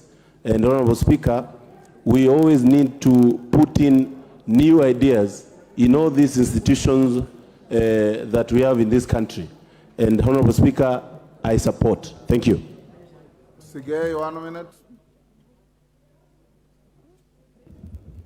Mr. Speaker, thank you very much for giving me this opportunity. I also want to add my voice on this motion. Mr. Speaker, I support these two appointments. But I know Isaac Ruto more than I know Caroline. Mr. Speaker, Isaac Ruto is a man of the people. Isaac Ruto is all-rounded. Isaac Ruto is robust, is brilliant. Whatever he has done in Bomet, people appreciate. And therefore, Mr. Speaker, I know he'll bring in a lot of support, a lot of favors to this JSC, and I'm very sure he will be able to support us. Mr. Speaker, Isaac Ruto is a nationalist, and I'm very sure he's going to assist the JSC to have a different image and to support the local person down there. Mr. Speaker, I beg to support. Basil. Is that Basil or Olwoj? Is it Olwoj? Yes, there's a light behind you. I can't see you properly. Sorry. Okay, sorry. 1 minute, Wakili. Thank you, Honorable Speakers. I support the appointment of Isaac Ruto. I'd like to remind him and his other appointees the reason why in the Constitution we put independent commissions and constitutional office holders, and JSC was supposed to be one of those that not only speak and act to balance power between the executive and also act as an eye for the ordinary people, but also to check and supervise and oversee the workings of a proper judiciary. Unfortunately, the judiciary, the JSC itself, has now turned into a trade union for judges, where it has become almost impossible to sanction and to remove errant judges. And I hope that this will be removed. He is one example that members of parliament within their ranks have professionals, are professionals in their own rights, and after parliament, there is life after parliament, and that people can serve with distinction, such as Isaac Ruto, in offices in the other lives. I want to wish him well and hope that he will not turn out to be like other persons we have appointed here under Salaries and Remuneration Commission, and turn out to be tormentors of the very members who appointed him. I support. Mishimbogo, then Mova, get ready to reply. Asante Mheshimiwa Spika, naunga mkono uteuzi wa Caroline na Isaac Kiprono Ruto katika huduma za mahakama tume hii, na niweze kusema uteuzi huu umeweza kuangalia jinsia, hivyo basi sisi kama kina mama pia tumeweza kushukuru sana. Na niweze kusema Mheshimiwa Isaac Ruto nilimjua alipokuwa mbunge na pia alipokuwa gavana, na utendaji kazi wake umeonesha ni utendaji kazi ambao hauna ubaguzi, utendaji kazi ambao uko na shabaha, na amekuwa kiongozi ambaye haogopi, na ni kiongozi ambaye uzungumza haswa hisia za ukweli na hisia zilioko katika moyo wake. Na pia naweza kusema ya kwamba dada yetu Caroline pia ameweza kufuzu vizuri katika tajriba ya kielimu, na pia hana dosari yoyote katika mambo ya uongozi na uadilifu. Kwa hivyo watu hawa wawili wakiwa katika tume hii ambayo ni muhimu sana iweze kuangalia mambo ya mahakama yaweze kupelekwa kwa njia ya kuweza kumsaidia Mkenya haswa katika mambo ya kisheria na haswa mambo ya hukumu, kwa sababu tumeona kuna dhulma nyingi sana ambazo zimekuwa zikifanyika. Watu wengine wanahukumiwa pasi na makosa, na wengine pia walio na makosa pia wanaweza kutumia njia ambazo si sawa ili kuepuka kuweza kuhukumiwa. Kwa hivyo mimi, Bwana Spika, Mheshimiwa, naamini ya kwamba wateuzi hawa wawili haswa Isaac Kiprono Ruto, kwa Kiingereza watu wanasema ni no nonsense man, ni kiongozi ambaye akilenga amelenga na akisema amesema, na haogopi wala hatishwi wala hatingishiki. Kwa hivyo tunajua tume hii ya mambo ya huduma za mahakama itaweza kuongozwa kwa njia ya kufuata mujibu wa sheria za katiba yetu ya Kenya. Hivyo basi Mkenya anaweza kupata haki yake bila kudhulumiwa. Naunga mkono Mheshimiwa Spika. Mover.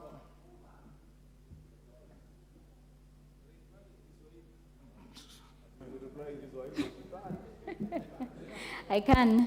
Honorable Speaker, I want to thank the members for their meaningful contributions. Honorable Speaker, I further wish to remind the nominees that they should be guided by the tenets of natural justice when dispensing their duties. Honorable Speaker, I beg to reply. Thank you, Honorable Member. Honorable Members, I now put the question, which is taking into consideration the findings of the Departmental Committee on Justice and Legal Affairs in its report on the vetting of nominees for appointment as members of the Judicial Service Commission laid on the table of the House on Thursday, 8th June 2023, and pursuant to the provisions of Article 171 2H of the Constitution and Section 881 of the Public Appointments Parliamentary Approvals Act 2011, this House approves the appointment of the following persons as members of the Judicial Service Commission, JSC: Ms. Caroline Nzilani Kingoku Ajoga and Honorable Isaac Kiprono Ruto, EGH. As members of that opinion say aye. Will those of the contrary opinion say nay? The ayes have it. Honorable members, allow me to acknowledge in the speakers and public galleries the following institutions: Thindigwa Primary School, Kiambu; Kiamugumo Secondary School, Gishugu, Kirinyaga; Manyori Secondary School, Mbere South, Embu; Kibirigwi Secondary School, Ndia, Kirinyaga. On my behalf and on your behalf, I wish to welcome the students and their teachers in the House of Parliament. Thank you. Yes, Majority Leader. Honorable Speaker, I rise on Standing Order 33A. Honorable Speaker, to move a procedural motion that pursuant to Standing Order 33A, this House orders that should the time appointed for adjournment of the House be reached before conclusion of business under Order Number 10, the sitting shall stand extended until conclusion of the business appearing under Order Number 10. Honorable Speaker, this is to allow the House to transact the business of Committee of Supply until conclusion, so that we are able to finish today before the House adjourns. Honorable Speaker, allow me to ask the Honorable Abdi, member for Ijara, to second. Honorable Speaker, I rise to second the motion for extension of time. This, Mr. Speaker, will allow us to transact Order Number 10, and hence to transact Order Number 10 to conclusion, and hence it will help us to supply resources to our ministries and state agencies. I support and second. Honorable members, I now propose the question, which is that pursuant to Standing Order 33A, this House orders that should the time appointed for adjournment of the House be reached before conclusion of business under Order Number 10, the sitting shall stand extended until conclusion of the business appearing under Order Number 10.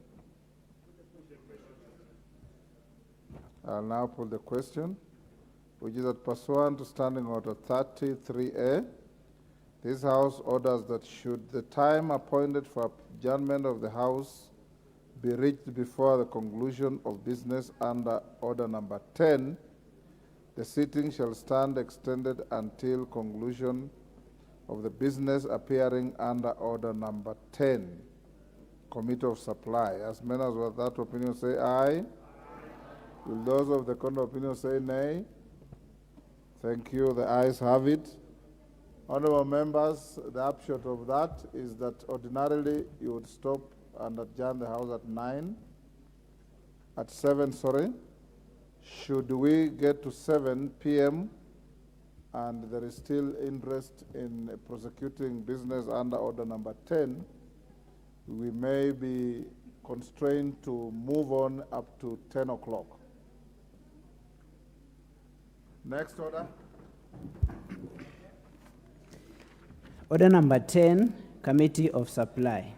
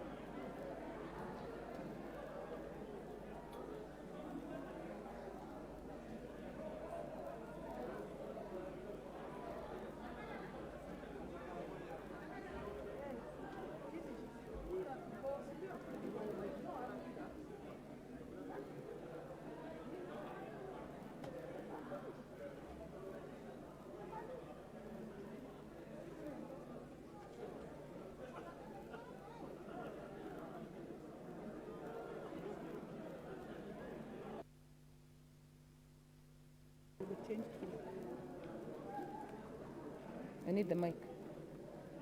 It's okay. Okay. Order, members. Order. Order, members. We are now in the Committee of Supply to consider the estimates of recurrent and development expenditure for the year ending 30th June 2024. That is order number 10.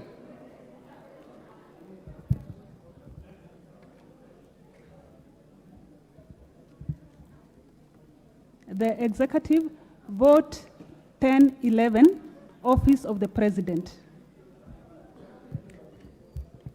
I propose the question that a sum not exceeding 4,333,646,558 Kenya shillings be issued from the consolidated fund to complete the sum necessary to meet the recurrent and development expenditure during the year ending 30th June 2024 in respect of vote 1011.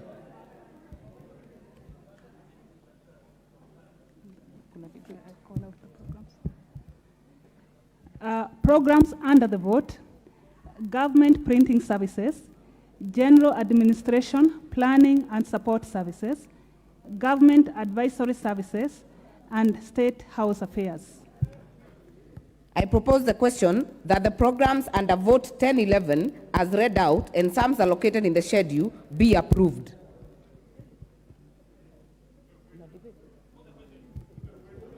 I put the question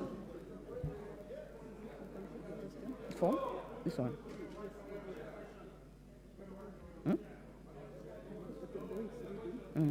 I put the question that the programs under the vote 1011 as read out and sums allocated in the schedule be approved. As many as are of that opinion say aye. As many as are of a contrary opinion say nay. The ayes have it. Don't allow, let's finish and then we come to. So which one? I now put the question that a sum not exceeding 4,333,646,558 Kenya shillings be issued from the consolidated fund to complete the sum necessary to meet the recurrent and development expenditure during the year ending 30th June 2024 in respect of vote 1011. Office of the President. As many as are of that opinion say aye.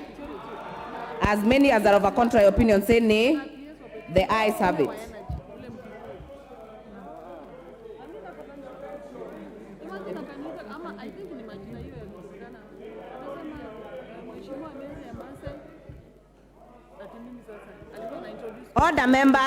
Order members, we know how to put points of order. I only have 4 interventions right now. Honorable Didmas Barasa. Speaker, Madam Chair, we have always contributed to this Committee on Supply by pressing intervention. So by pressing intervention, it doesn't mean it's a point of order, or just want to contribute either to support or... Noted, Honorable Member. And I see that we have very many people on the normal requests. So I would ask that if you want to contribute on a specific vote, you put intervention during that vote, so that we are able to tell what you want to contribute on.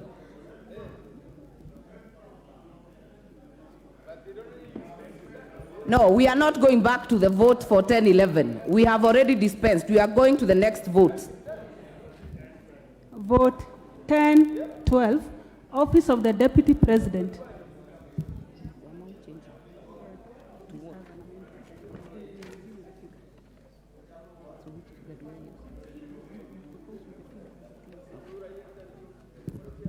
I propose the question that a sum not exceeding Kenya shillings 3,738,659,404 be issued from the consolidated fund to complete the sum necessary to meet the recurrent and development expenditure during the year ending 30th June 2024 in respect of vote 1012, Office of the Deputy President. Programs under the vote, Deputy President Services. I propose the question that the program under vote 1012 as read out and sums allocated in the schedule be approved. Put the question. Chair, Budget Committee.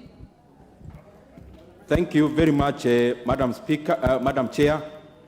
I beg to move that the program be amended as follows: that the schedule on the consideration of the estimates of revenue and expenditure report of financial year 23-24 and medium term be amended in vote 1012 under program 173-4000 Deputy President Services by deleting the figure Kenya shillings 3,488,259,404 shillings in column 7, that is gross current estimates, and substituting therefore the figure Kenya shillings 3,288,259,404.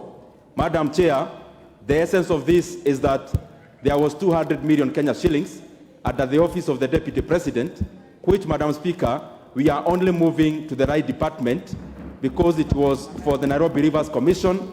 We are now moving it to devolution, Madam Speaker. That is the essence. And it's just about tidying up the entire estimates.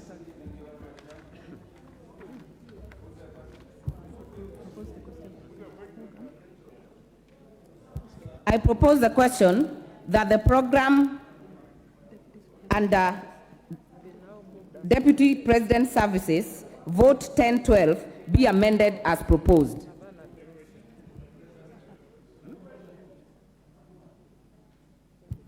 I put the question that the program Office of the Deputy President Services, Vote 1012, under Vote 1012 be amended as proposed.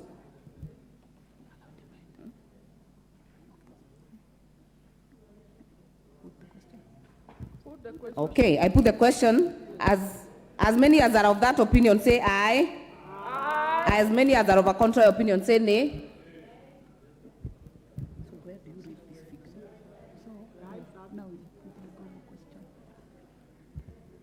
I now put the question that the program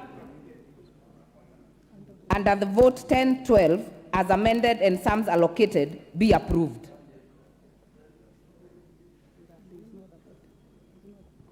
I now put the question that a sum not exceeding Kenya shillings 3,288,259,412 Kenya shillings be issued from the consolidated fund to complete the sum necessary to meet the recurrent and development expenditure during the year ending 30th June 2024 in respect of Vote 1012 Deputy President Services.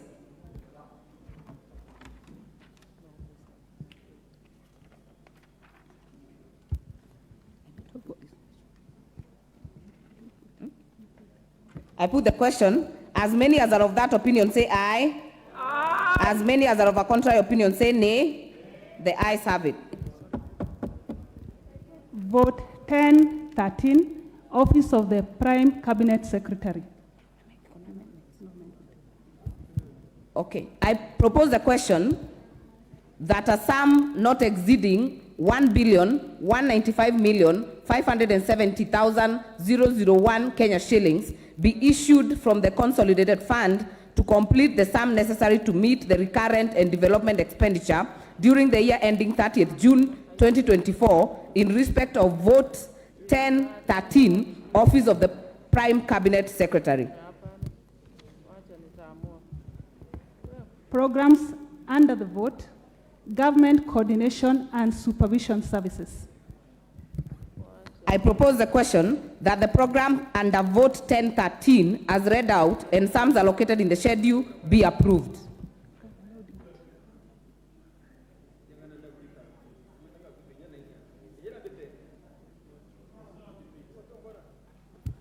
I put the question that the programs under Vote 1013 as read out and sums allocated in the schedule be approved.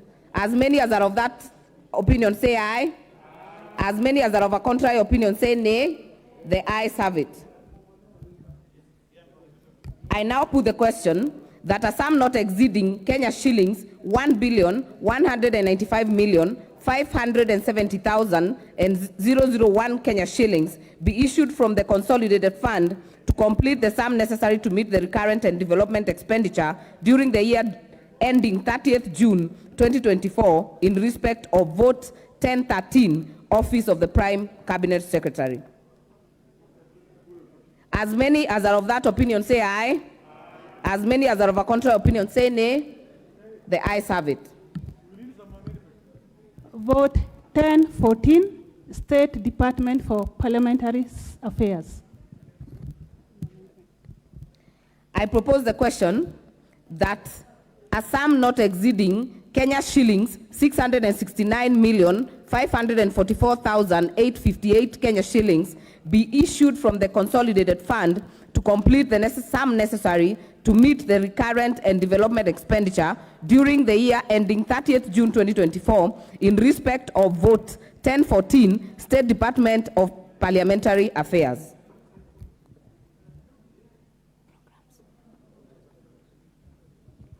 Programs under the vote, Parliamentary Liaison and Legislative Affairs, policy coordination and strategy, and general administration, planning, and support services. I propose the question that the program under vote 1014, State Department for Parliamentary Affairs, as read out and sums allocated in the schedule, be approved.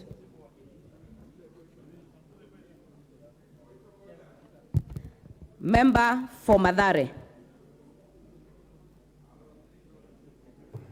Madam Chair, I would like to confirm that your gadget there indicates that when we press intervention, we are able to make contribution.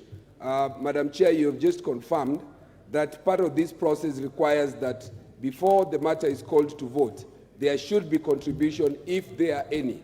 We have been pressing interventions. I know I've done that for 3 of them, but it appears that the gadget there may not be reflecting. So could you confirm? Thank you. Please, thank you. Honorable Member, I have actually just seen you right now. That's why I've called you. But as I had guided earlier, if you wish to speak on a specific vote, it is allowed after I put the question on the programs to have a debate on it. So you are actually at the right place. If you want to contribute on this one, please, but not on the previous ones that have been dispensed off with. Madam Speaker, I would request that you allow us also to seek your eye, otherwise, other than the intervention, because I wanted to speak to 2 previous ones other than this one. I did not catch your eye. Allow us to catch your eye, otherwise, other than the button. Thank you. Thank you, Honorable Luoch. Honorable Didmas Barasa. Madam Chair, even as I support this allocation of this money to parliamentary affairs, I want to hope that the holders of this office are going to make good use of this house. They will engage us more, specifically on what is coming up that is good for this country, so that we continue to have a very good working relationship between ourselves and the executive to the benefit of the Kenyan people. I support, but I hope to see much more improved working relationship between the office of the Prime Cabinet Secretary, under which this department is domiciled, and this house. I support, Madam Chair. Honorable members, will take the shortest time. If you get a chance for debate, keep it at 2 minutes. Honorable member for Teso South. Are you willing to contribute on this one? No, Madam Speaker. Honorable members, make our work easier. If you're not intending to speak on this one, withdraw your intervention. Then when we get to an area you want to make an intervention, you put back your card. Member for Yatta. Madam Chair, my intervention is yet to arrive. Actually, I'm waiting for vote 1017. We do not have Fuliza points of order and interventions. Member for Kearo. Yes, please clear the screen so that you're able to make progress. All right. I put the question that the program under vote 1014, as read out and sums allocated in the schedule, be approved. As many as are of that opinion say aye. As many as are of a contrary opinion say nay. The ayes have it. I now put the question that a sum not exceeding Kenya shilling 669,544,858 be issued from the consolidated fund to complete the sum necessary to meet the recurrent and development expenditure during the year ending 30th June 2024 in respect of vote 1014, State Department for Parliamentary Affairs. As many as are of that opinion say aye. As many as are of a contrary opinion say nay. The ayes have it. Vote 1015, State Department for Performance and Delivery Management. I propose the question that a sum not exceeding Kenya shillings 478,625,141 be issued from the consolidated fund to complete the sum necessary to meet the recurrent and development expenditure during the year ending 30th June 2024 in respect of vote 1015, State Department for Performance and Delivery Management. Programs under the vote: Public Service Performance Management and Delivery Services, Government Advisory Services, and General Administration, Planning and Support Services. I propose the question that the programs under Vote 1015, State Department for Performance and Delivery Management, and as read out and sums allocated in the schedule, be approved. Honorable Member for Sigowet Soin, Honorable Justice Kemei, we keep it at 2 minutes. Yeah, Madam Chair, I'll be very brief, and thank you for the opportunity you've given me. Madam Chair, I want to support, and as I do that, Madam Chair, I want us to realize that public service in this country, we must take the scale of service up to be comparable with those of the private sector and increase productivity. Thank you, Madam Chair. Thank you. Member for Saku. Thank you, Honorable Chair. This particular department is about the working of government and looking at the use of public resources in the most effective and efficient manner. This particular department is underfunded, but the funds or the resources that are allocated must be used properly so that government projects are seen and are completed in time. Thank you, Chair. Thank you. Member for Seme. Thank you, Chair. I'm also of the opinion that actually this State Department is underfunded. This is the most critical department for performance. And in fact, performance contracting that in the past enabled superb delivery under the coalition government, it was because of the performance of this department. Therefore, the little money they have, I think they should put in place structures of monitoring and measuring performance so that each department is actually measured. What is measured will get done. I think that is what this department should do. But we should intend to finance it better than this. Thank you. Thank you, members. I have given a few. I know the main debate took place yesterday. We'll give the final one on this one. Member for Mombasa. If not there, member for Narok West. Mheshimiwa Spika, nilikuwa nataka kuuliza juu ya hii ya ofisi ya rais na State House. Naona kama ni kitu moja. Na hiyo ishapitwa mheshimiwa, tutaenda kwa mheshimiwa wa Narok West tafadhali. Thank you, Madam Chair. I want also to add my voice to the members who supported this vote.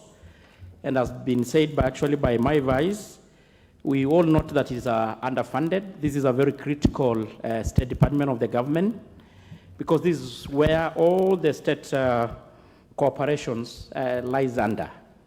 And the turnaround of the economy of the country lies largely on the effectiveness of this State Department. So we support it. I support it. Thank you, honorable members. I now put the question that the programs under the vote 1015, State Department for Performance and Delivery Management, as read out and sums allocated in the schedule, be approved. As many as are of that opinion say aye. As many as are of a contrary opinion say nay. The ayes have it. I now put the question that a sum not exceeding 478,625,141 Kenya shillings be issued from the consolidated fund to complete the sum necessary to meet the recurrent and development expenditure during the year ending 30th June 2024 in respect of vote 1015, State Department for Performance and Delivery Management. As many as are of that opinion say aye. As many as are of a contrary opinion say nay. The ayes have it. Vote 1016, State Department for Cabinet Affairs.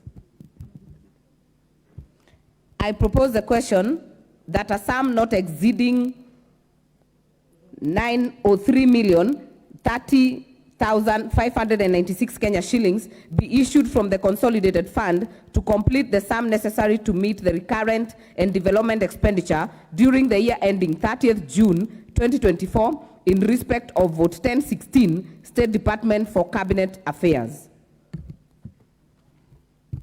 Programs under the vote, Cabinet Affairs Services. I propose the question that the program under vote 1016, State Department for Cabinet Affairs, and sums allocated in the schedule, as read out, and sums allocated in the schedule, be approved. Member for Mathare.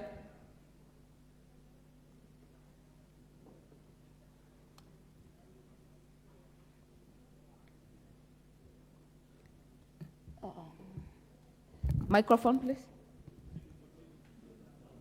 Okay. Member for Kwanza.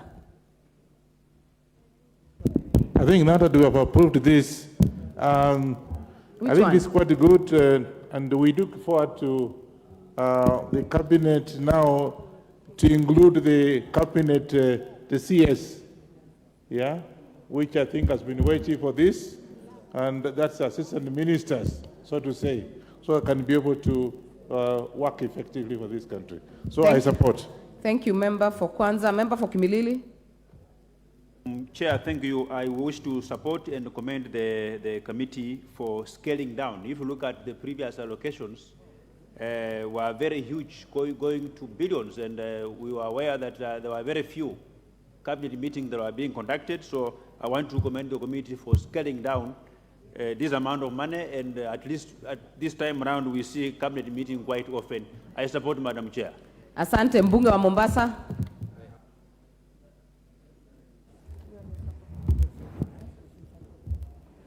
Honorable member, I had guided the House. You only put an intervention if you're willing to speak or you intend to speak on a specific vote. Wacha nasubiri inayofuata. Hiyo ishazungumziwa. Asante. Member for Yatta. Yeah. When I look at the cabinet affairs, the role performed by the Prime Minister tends to tie very well with the role of within the cabinet affairs. So I don't think we need to have that sum there separately. Either we merge with the money under the office of the Prime Minister or the Prime Cabinet Secretary. Otherwise, there is some element of duplication when you look at the two. Thank you. I now put the question that the program under vote 1016, State Department for Cabinet Affairs, as read out and sums allocated in the schedule, be approved. As many as are of that opinion say aye. As many as are of a contrary opinion say nay. The ayes have it. I now put the question that a sum not exceeding Kenya shillings 903,030,596 be issued from the consolidated fund to complete the sum necessary to meet the recurrent and development expenditure during the year ending 30th June 2024 in respect of vote 1016, State Department for Cabinet Affairs. As many as are of that opinion say aye. As many as are of a contrary opinion say nay. The ayes have it. Vote 1017, State House.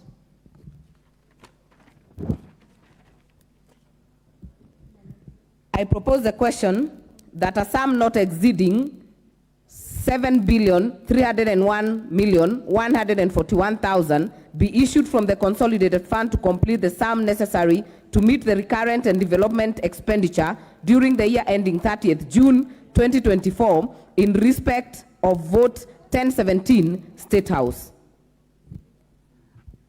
Program under the vote, State House Affairs. I propose the question that the program under vote 1017, State House, as read out and sums allocated in the schedule, be approved. Member for Kilifi North. No, I'm okay, Chair. I heard the honorable members. I already guided, will allow a few members to speak. Member for Embakasi West. Thank you, Honorable Chair. Honorable Chair, it has come to my attention that State House, as you can see, has been allocated 7.3 billion, and we've already had the Office of the President at 4.3, and we've noted that there's the amount that has been allocated to the youth is only 3 billion. The money that has been allocated to education development for teachers is about, I think, 1.6 billion. So, Honorable Chair, the main issue that we have here is how can we explain to us, and I'm hoping you'll give the chair of the budget the chance to respond, that we seem to have the same office, the office of the president and State House. I don't see the office of the deputy president and the residence of the deputy president here. So how do you explain? Isn't this a double allocation? An honorable chair might not be familiar with how to propose an amendment, but I'd like to propose that we swap around the figures, that we give this figure to the youth, and the one at the youth, we bring it. Honorable members, please note that the debate happened before this sitting for Committee of Supply, but I'll give a few more members. Member for Bumula. Chair, I honestly don't understand why we should have 7.3 billion under State House and under Office of the President have 4.3, bearing in mind that specific departments in that under the Office of the President are funded differently. This is wastage, or someone is trying to be mischievous here. And I would call upon the Honorable Nyoro to just explain to us how does it happen? Because it would make sense if he would then not give money to specific state departments and they would draw from the Office of the President. There are so many problems in this country now. Your teachers are crying, you want to tax them more. Civil servants are crying, you want to take their money. And at the same time, you want to go and tax mamambogas. Where are we headed with these double allocations in one office? Every member, maximum 2 minutes. Member for Endebess.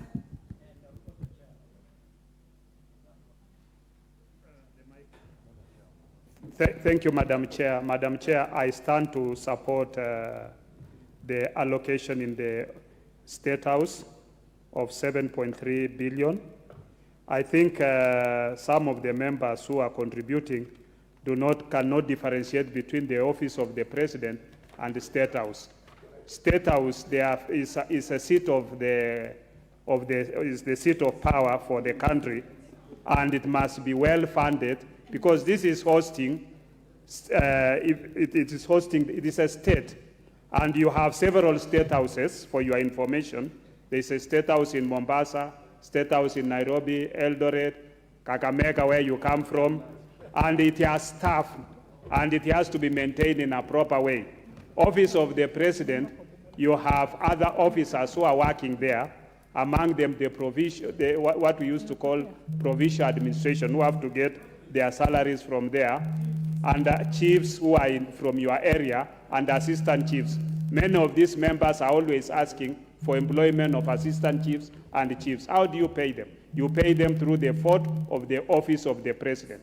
It is not the fort for the State House. So I think we need to differentiate and be a little objective in terms of addressing the issues, not bringing trivial matters in as far as the Office of the State House is concerned, which is a seat of unity for this country. With those few remarks, Madam Chair, I support. Member for Nyando. Madam Speaker, firstly, thank you. I'm perplexed by the pedestrian way of distinguishing the two offices, as is exhibited by my colleague. Honorable Speaker, the Office of the President falls under the purview of internal security for the bigger part. And therefore, if there are monies to be expended that way, then it ought to be within that particular sector. Honorable Speaker, we all acknowledge that things are very difficult in this country, and therefore the need to come up with austerity measures. But if the Office of the President and State House by extension is taking more than double the allocation for last year, yet vehicles were left there new, employees have not been increased, why is this? Is this money that will be meant to buy loyalty from the opposition? And because that is exactly what has been happening lately.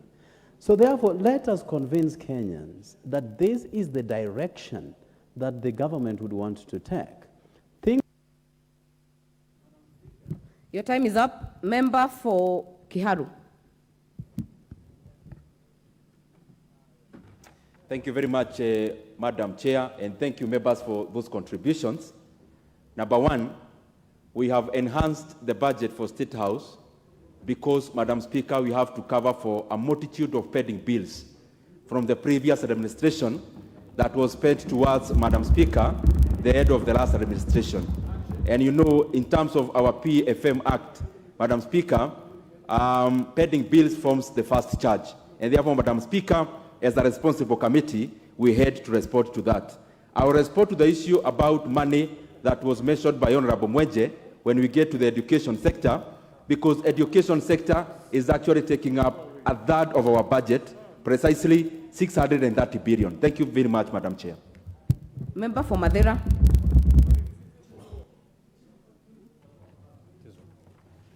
Thank you very much, Madam Chair, for this opportunity. I stand to support the allocation of these funds in the Office of the President and State House separately because, Madam Chair, these two offices have employees separately working in State House and in the Office of the President, Madam Chair. Madam Chair, I want to give an example of the Honorable Mwenje who brought this discussion. He is vouching to become the next minority whip, Madam Speaker. He will have a separate car, he will have a separate office, he will have separate staff in the Office of Minority Whip, separate from his office of the Member of Parliament, Madam Speaker. This is exactly what is happening. The Office of the President has separate staff from those working in the State House, Madam Speaker. So we support these allocations, Madam Chair. Thank you, Honorable Member. Member for Aldai, we are getting to close on this one. Member for Aldai. Thank you, Madam Chair. I rise to support budget allocation for State House. And the reason being that we know that State House is a house which houses the presidency. And as we house the presidency, we need to give it budget. Remember that this same house will accommodate visitors that come from out. And these are visitors coming to Kenya to partner with us as Kenyans. So the Office of State House is different from the Office of the President because the Office of the President is where the official functions also happen, and they require staffing and require its functions also to be funded. Remember, the Office of the Chief, the Assistant Chief, and all those officers will be in the Office of the President, but State House is where we house the President and the Presidency, so that when they meet delegations from outside the country, they can host them, so they need to be adequately funded. I stand to support, Madam Chair. Thank you. Member for Ijara. Madam Speaker, thanks for giving me this opportunity. Madam Chair, I stand to support the budget allocation for State House and the Office of the President. As we all know that the State House is a symbol of unity. It is a house that is hosting our President. It is a house that is, because of the status of the State House, we need to allocate more allocation, whereby we need to have proper service delivery. And as I also support the chair for budget. He said there are huge pending bills that was left behind, and the Kenya Kwanza government is ready to correct that mess. That is why you see a small increment of budget for the State House. So I support here to support the allocation of State House, and I say thank you very much.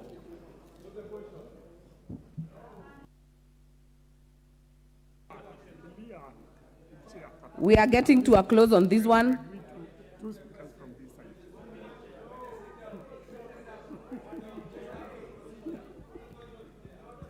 Honorable members, I will give the last chance to the chair administration. Thank you so much, Chair. I think the majority has been said, especially by the leader, the chair of budgets. And I want just to tell the members, maybe members are mixing things. The money allocated to every vote follows the program. Like the money allocated to the State House, there's several directorates, more than 8, under the same office, to include actually the packages given to the retired president, including the chair of the Azimio party, which draws his retirement package from the same vote. Actually, to be too honest, it's too small actually amount allocated. So I support. Thank you. The very last to the Deputy Majority Leader. Chair, I would like to, there's a difference There are a huge difference between State House and the Office of the President. The state of Kenya, as a unitary state, has its seat at State House, and they have several programs, including when we have visiting heads of states, they come through State House. When the president goes as a guest of state in another country, goes as a state, you know. But these presidents held at Harambee House, the office of the president at Harambee House, is where the head of public service sits.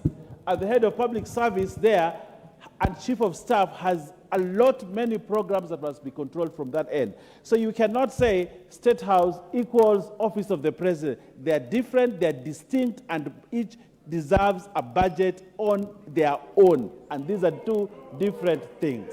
I thank you. Put the question. Order, members. Honorable Mwenje. Order, members. Honorable Mwenje, you are right here and you know the situation, so don't shout from your seat. Honorable members, allow us to make progress. I put the question that the program under vote 1017, as read out and sums allocated in the schedule, be approved. As many as are of that opinion say aye. As many as are of a contrary opinion say nay.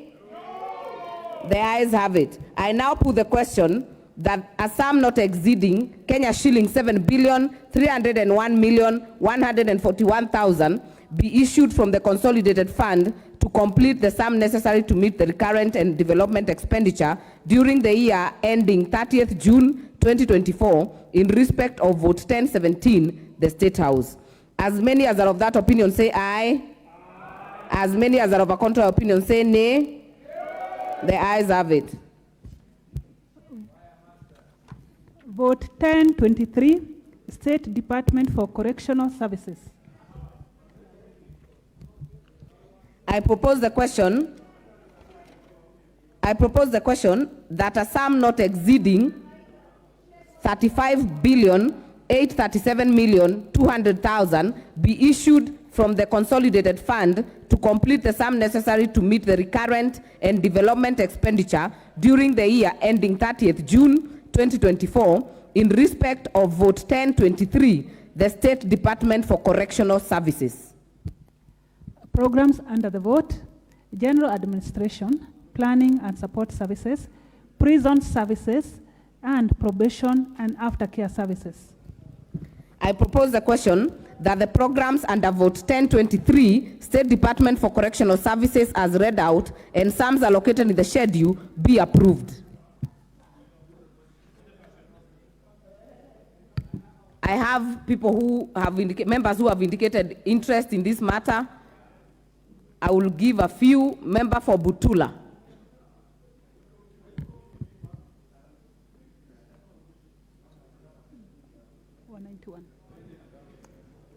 Thank you, Madam Chair. Madam Chair, I want to comment on State Department for Correctional Services, which I think is underfunded, Madam Chair, because this is a very big department and does a lot of work. This department has been ignored to the point that the prison services stay in very dilapidated houses.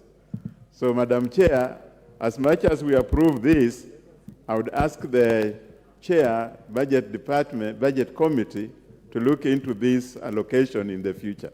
Thank you.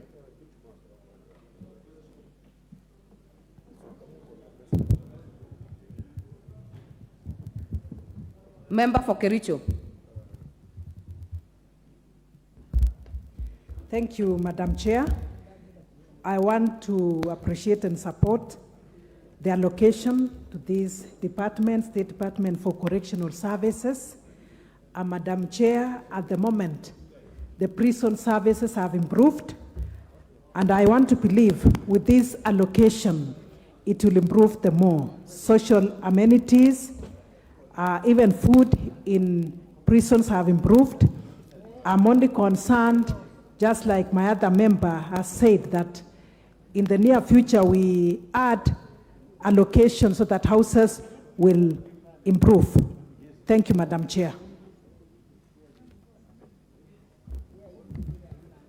Honorable members, I'll close that one at this point. I put the question that the program under 1023, State Department for Correctional Services, as read out and sums allocated in the schedule, be approved.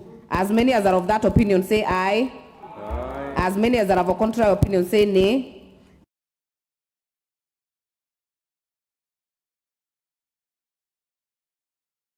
$37,200,000 be issued from the consolidated fund to complete the sum necessary to meet the recurrent and development expenditure during the year ending 30th June 2024 in respect of vote 1023, State Department for Correctional Services. As many as are of that opinion say aye.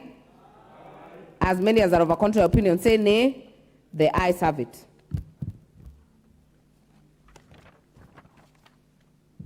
Vote 1024, State Department for Immigration and Citizen Services.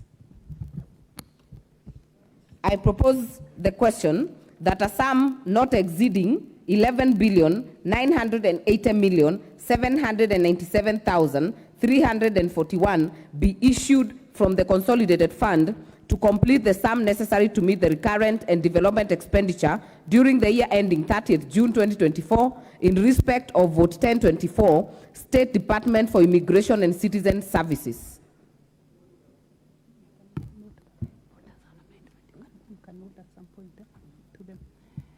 Programs under the vote: Migration and Citizen Services Management, Population Management Services, General Administration and Planning.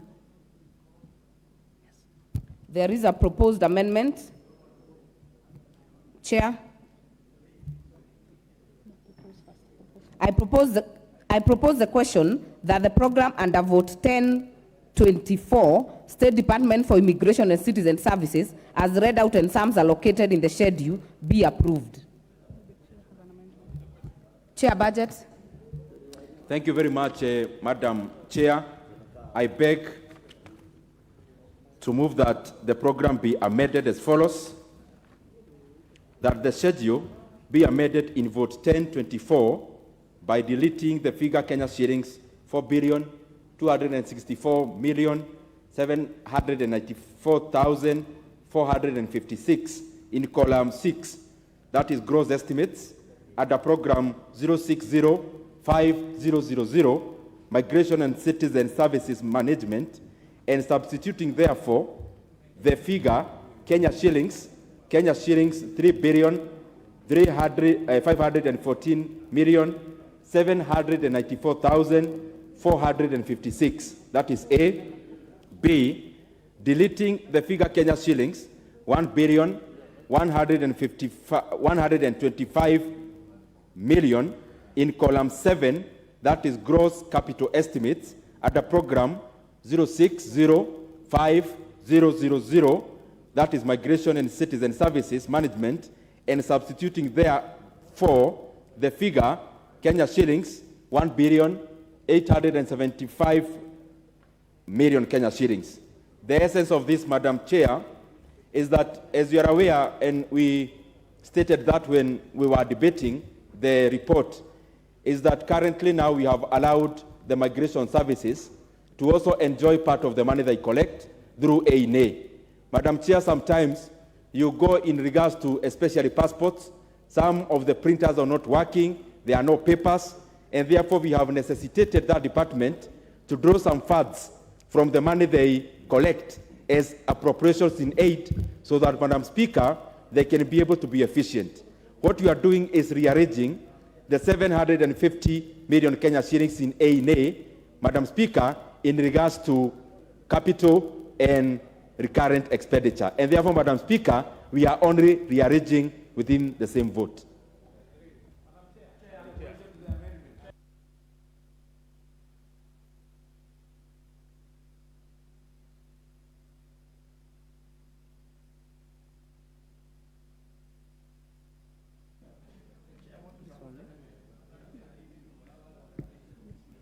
Member for Narrow Quest, you will support, but not at this point until I propose it. I propose the question that the program under vote program number 0605000, Migration and Citizen Services Management, under vote 1024, be amended as proposed. I put the question that the program Migration and Citizen Services Management under vote 1024 be amended as proposed. As many as are of that opinion say aye. As many as are of a contrary opinion say nay. The ayes have it.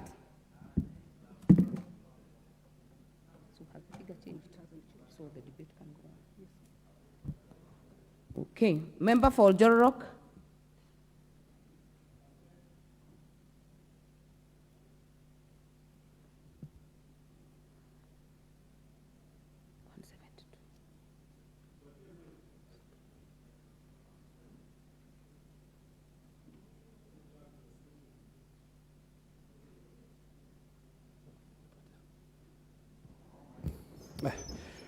Thank you very much, Madam Chair. You're out of order, totally. Honorable Kangogo. You're rigging the system. Member for Oljororok. We have a challenge with the technology here.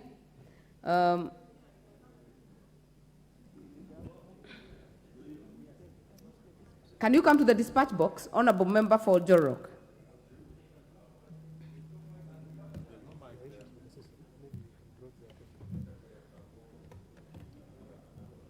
We are having some challenges. We can see you on the screen, but some mics are not working.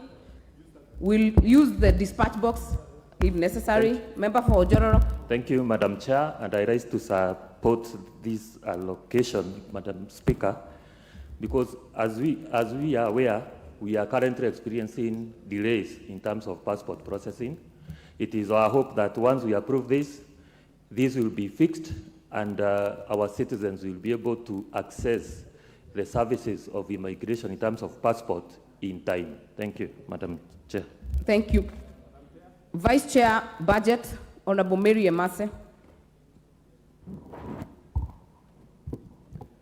Thank you, Madam Chair. I want to support this amendment. As we are all aware, it's been taking very long for Kenyans even to get their passports after applying. There are Kenyans who have waited for close to a year. And we were informed that there are challenges in the equipment. The printers require replacement. Some of them are very old machinery. So this enhancement is very important so that that department has enough resources for them to procure the necessary printers so that Kenyans can get timely services and get their passports as soon as they apply for them, and so that they take the shortest time possible. Thank you, Madam Chair. Thank you. Member for Buri. Yeah, thank you, Madam Speaker. I think I would like to congratulate the chair, because I think for the first time we have seen proper and prudent reallocation and the management of resources. I think we continue encouraging that where money is being collected at source, some institutions require a lot of support, and this is one of them. And therefore, Madam Speaker, this is very nice. We should encourage any institution where they are collecting money for better service delivery. Asante sana. Thank you. Member for Roiro. Thank you very much, Madam Chair. May I take this opportunity to thank the contributor who have just talked about the problems with the Ministry of Immigrants and Diaspora. Madam Chair, I'm in the Committee of Diaspora Affairs and Migrant. And Madam Chair, we are losing a lot of money because of those poor equipment which are not able to work promptly.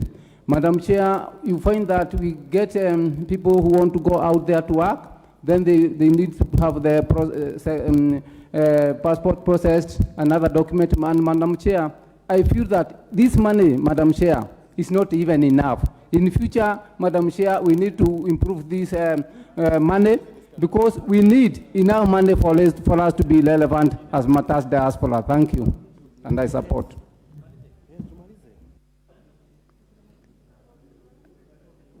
Member for Marakwet, Honorable David Bowen.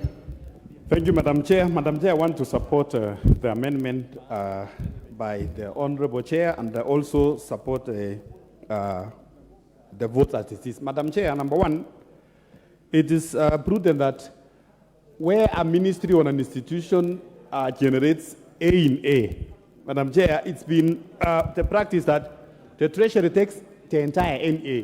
Now with the amendment, I want to support that part of that money should be used by the ministry generating the A in A.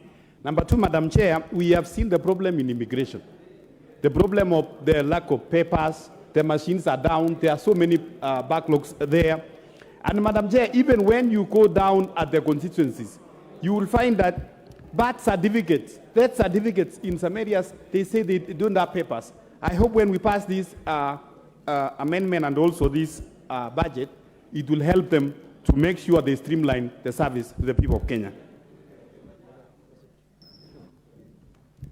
All right, honorable members, I put the question that the program under vote 1024, program 06005000, Migration and Citizen Service Management, be amended and sums allocated be approved. As many as are of that opinion say aye. As many as are of a contrary opinion say nay. The ayes have it. I propose the question that the program under the vote 1024, Population Management Services and General Administration and Planning, as read out and sums allocated in the schedule, be approved. As many as are of that opinion say aye. As many as are of a contrary opinion say nay. The ayes have it.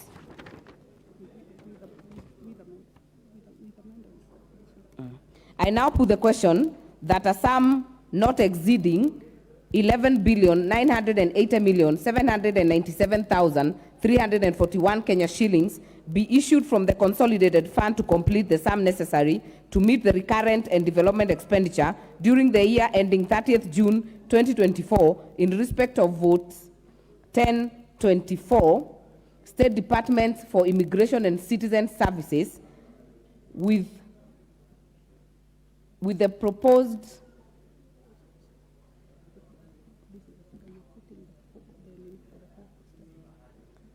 expenditure during the year 30th June 2024 in respect of vote 1024, State Department for Immigration and Citizen Services. As many as are of that opinion say aye. As many as are of a contrary opinion say nay. The ayes have it. Vote 1025, National Police Service. I propose the question that a sum not exceeding 106,498,341,743 Kenya shillings be issued from the consolidated fund to complete the sum necessary to meet the recurrent and development expenditure during the year ending 30th June 2024 in respect of vote 1025, the National Police Service.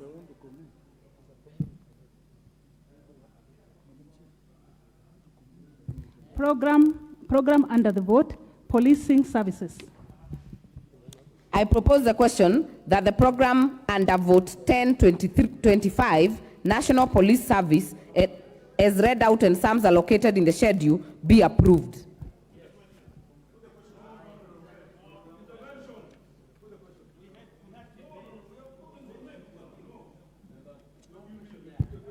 Member for Bumula. Yes. Thank you, Madam Chair. First, I want to start by appreciating the good work that we experience from our brothers and sisters who are in police service. In my opinion, if you walk around this country, Madam Chair, a lot of police in this country don't even have housing. A lot of them their salary is very, very, very little. What I therefore expected from the budget committee is that we expected even a higher figure to go to them to try and enhance their housing, to try and enhance their welfare, and to try and raise their salaries So, Chair Budget, the Honorable Nyoro, expected a higher figure to try and at least bring these guys into being human beings. I support, but we increase the figure. Member for Seme. Thank you, Chair. First, I want to appreciate that for the first time, the police service has a direct vote, which they control. Two, Madam Speaker, they should then make an effort to actually have programs so that it's easy to evaluate them. And three, they have a big problems with the infrastructure. There are places where whole police divisions are actually in uni-huts, in tin huts. So with this money this time, we expect that their infrastructure, particularly offices and houses, should actually now be improved. Thank you. I support. Member for Limuru. Thank you, Madam Chair. I rise to support this vote. Police, people who are very essential to providing security to this nation. Madam Chair, I see many of them not having appropriate clothing when they are going to work, walking to work also. So I hope that this amount of money will be used to address some of the pressing problems that the police have been facing. Thank you. Finally, member for Tinderet.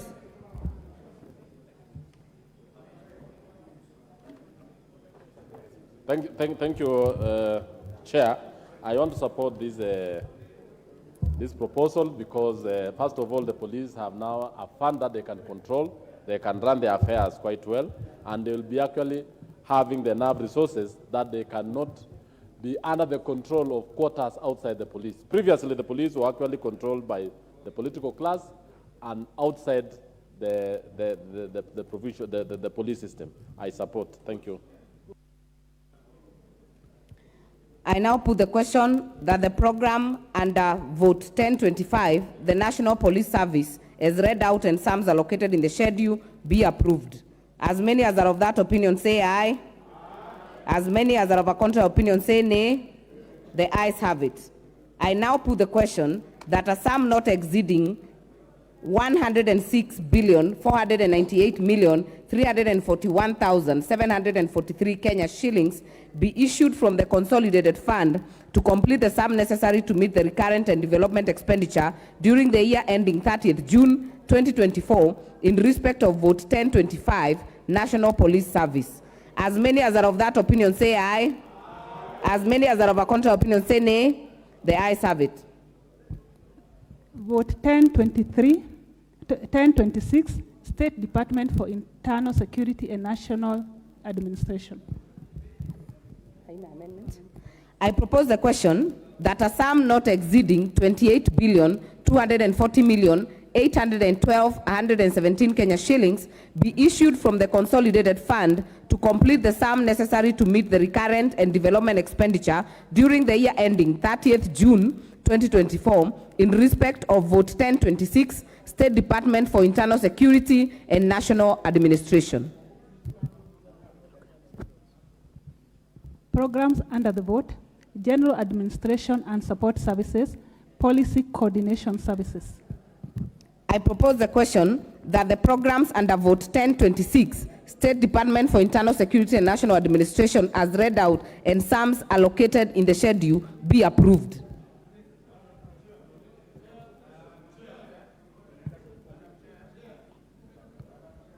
Member for Luanda. Thank you, Madam Speaker, for the opportunity given to me. I look at the budget provided, Madam Speaker, and my concern is that we have lots of new administrative units that have come into existence in the recent past. And I do believe that the Budget Committee, while preparing the estimates, did consider that such administrative units may be given or rather supported so that they can be able to provide services to the new administrative units. Thank you so much. Madam Chair, banning issue. Member for Fafi, Honorable Farah Yakub. Thank you, Madam Chair. I rise to support the motion because there's need for increasement of government coordination. There's need for operationalization of sub-counties which have been gazetted some 2 years ago. Like my place, there's a place called Fafi sub-county which was operationalized 2017, and up to now the DC and everything are not there. They are there, but actually the staff to support them have not been recruited. There are no vehicles. There's also need for increasement of sub-locations and locations in most of constituencies and sub-counties. So my concern and my support for this, that there's need for increasement of Ngao activities in those areas, and increasement and giving a large amount of money or monies which are possible to support the coordination of such activities. I rise to support the vote. Thank you, Madam Chair.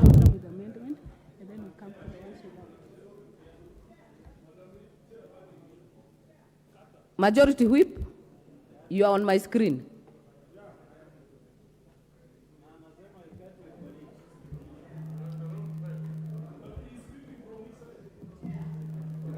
You can't cross.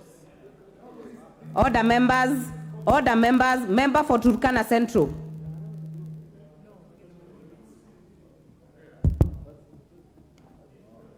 Thank you, Madam Chair. I want to, first of all, support that we approve this allocation, knowing that there are new administrative units that are being created, and Turkana County is already a beneficiary of four sub-counties. Number two, there is an operation in the North Rift, which is one of our key agenda for those in the North Rift. And for us, we pray that enough funds are allocated to help those who are carrying out the operation in those areas be able to sustain the operation smoothly and to achieve the impact and objective of this. Thank you, Madam Chair. Member for Dagoretti North.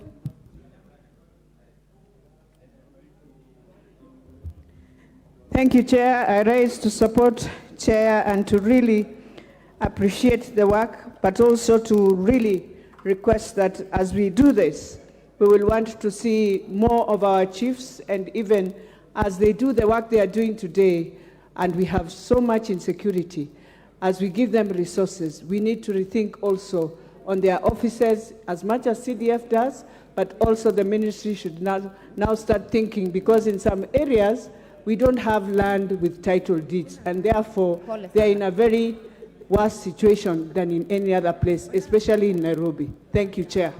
Member for Kiamba. Thank you, Chair. I rise to support the amendment that the National Police Service should be given enough funds that they can be able to execute their national security issues.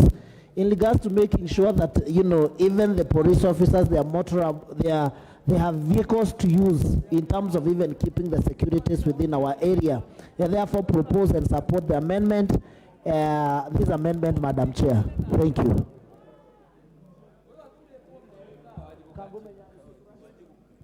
Member for Samburu North. Thank you, Madam Chair. I also rise to support the amendment in the hope that the NPRs who are bona fide police officers will also benefit from this increment in the allocation in a timely and fast and fair manner. I also support it in the hope that the administrative units which were not operationalized will get to be operationalized, because the administrative units were not operational since 2017 up to now, and there is very, very large areas of land, especially in Samburu North, which don't enjoy government services because of the non-operationalization of these administrative units. Thank you. All right. I propose the question that the program under vote 1026, State Department for Internal Security and National Administration, as read out and sums allocated in the schedule, be approved. As many as are of that opinion say aye. As many as are of a contrary opinion say nay. The ayes have it. I now put the question that a sum not exceeding 28,240,812,117 Kenya shillings be issued from the consolidated fund to complete the sum necessary to meet the recurrent and development expenditure during the year ending 30th June 2024 in respect of vote 1026, State Department for Internal Security and National Administration. As many as are of that opinion say aye. As many as are of a contrary opinion say nay. The ayes have it. Vote 1032, State Department for Devolution.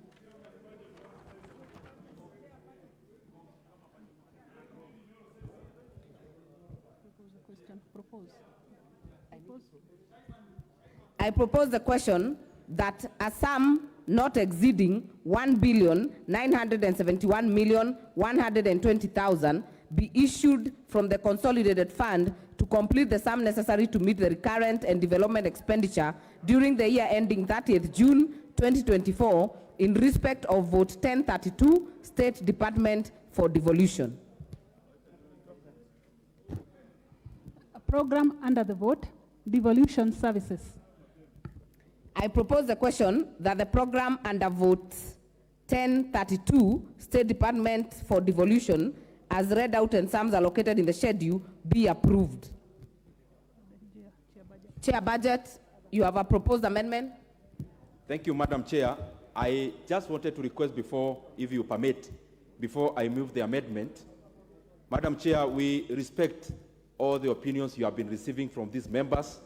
It has been a very interactive process. We debated exhaustively during the time we tabled the report. We'll have another opportunity next week to debate extensively also when we are doing the appropriations bill.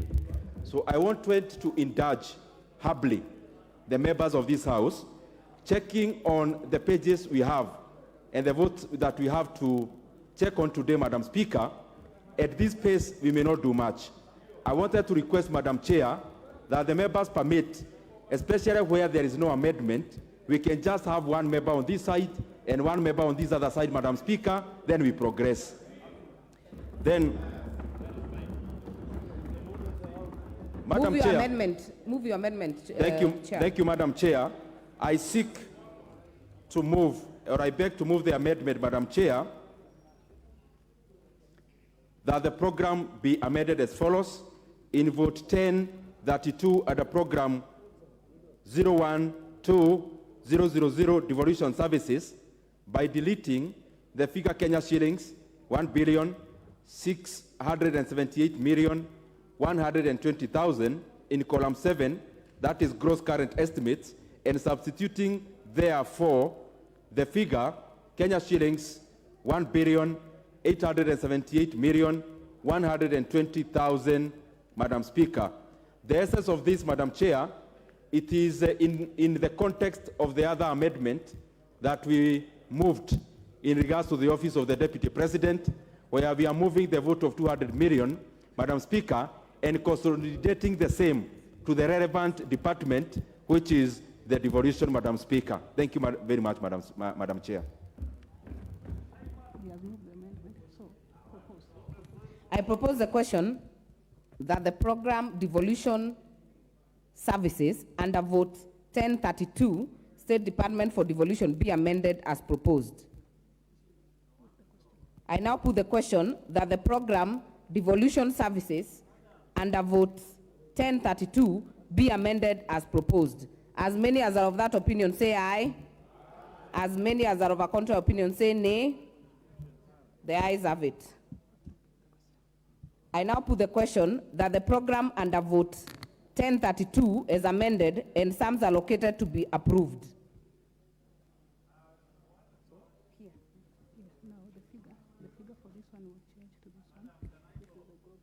I now put the question.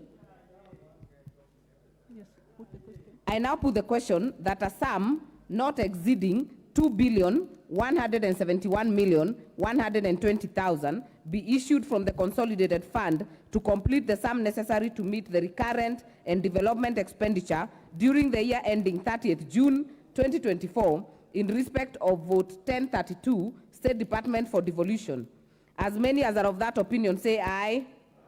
As many as are of a contrary opinion say nay. The ayes have it.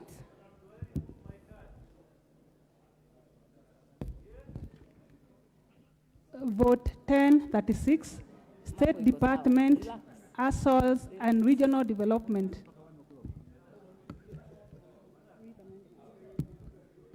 I propose the question that a sum not exceeding 15,697,690,000 be issued from the consolidated fund to complete the sum necessary to meet the recurrent and development expenditure during the year ending 30th June 2024 in respect of vote 1036, State Department, Assols and Regional Development.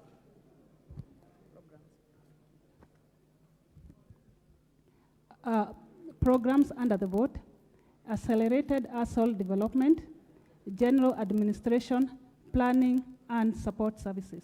These two don't have an amendment, so we can just propose a question. These two programs, his amendment is on integrated regional. So I propose the question on these two. These two. Yes, this is where the amendment is. So which one am I proposing? Or I propose the question that the program Accelerated Asal Development and General Administration, Planning and Support Services, as read out and sums allocated in the schedule, be approved.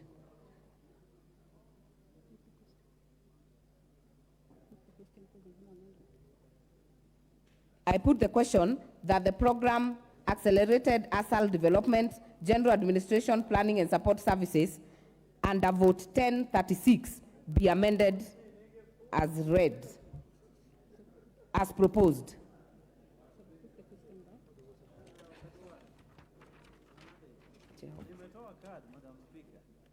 I put the question that the programs Accelerated Asal Development and General Administration, Planning and Support Services as read out and sums allocated in the schedule be approved. As many as are of that opinion say aye. As many as are of a contrary opinion say nay. Honorable members, the only amendment we have is on program Integrated Regional Development. The other two have no proposed amendments. Integrated Regional Development.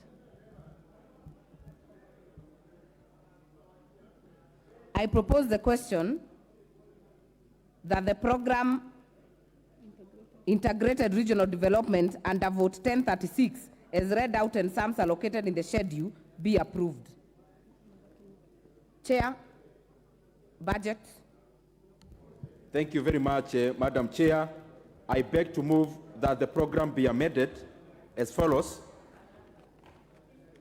That the schedule be amended in vote 1036 by deleting the figure Kenya shillings 3,905,590,000 in column 7, that is gross capital estimates, under program 1013000, that is integrated regional development, and submitting thereof the figure Kenya shillings 106,590,000. Madam Chair, the essence of this is moving some little money to the Asal Department to support other better programs. I propose the question that the program Integrated Regional Development under vote 1036 be amended as proposed. Honorable members, as guided earlier, if you have something you want to say on this one, you put the intervention. Majority Whip.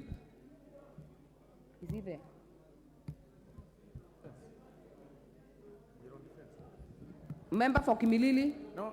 No? I am here. Okay. Okay. Thank you, Madam Chair. Madam Chair, I just support the amount as appropriated and say that this is the the very State Department is an integral body of our country, and in terms of the budget and stuff, it's important for us to review it and look at it better. So I just support. Member for Sigor?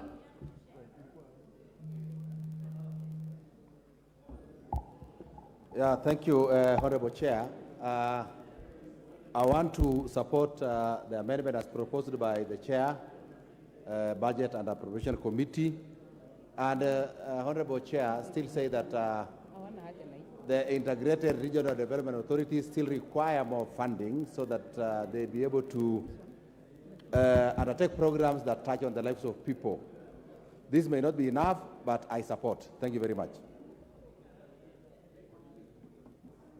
All right, members, I then put the question that the program Integrated Regional Development under Vote 1036 be amended as proposed. As many as are of that opinion say aye. As many as are of a contrary opinion say nay. The ayes have it. I now put the question that the program under the Vote 1036 as amended and sums allocated be approved.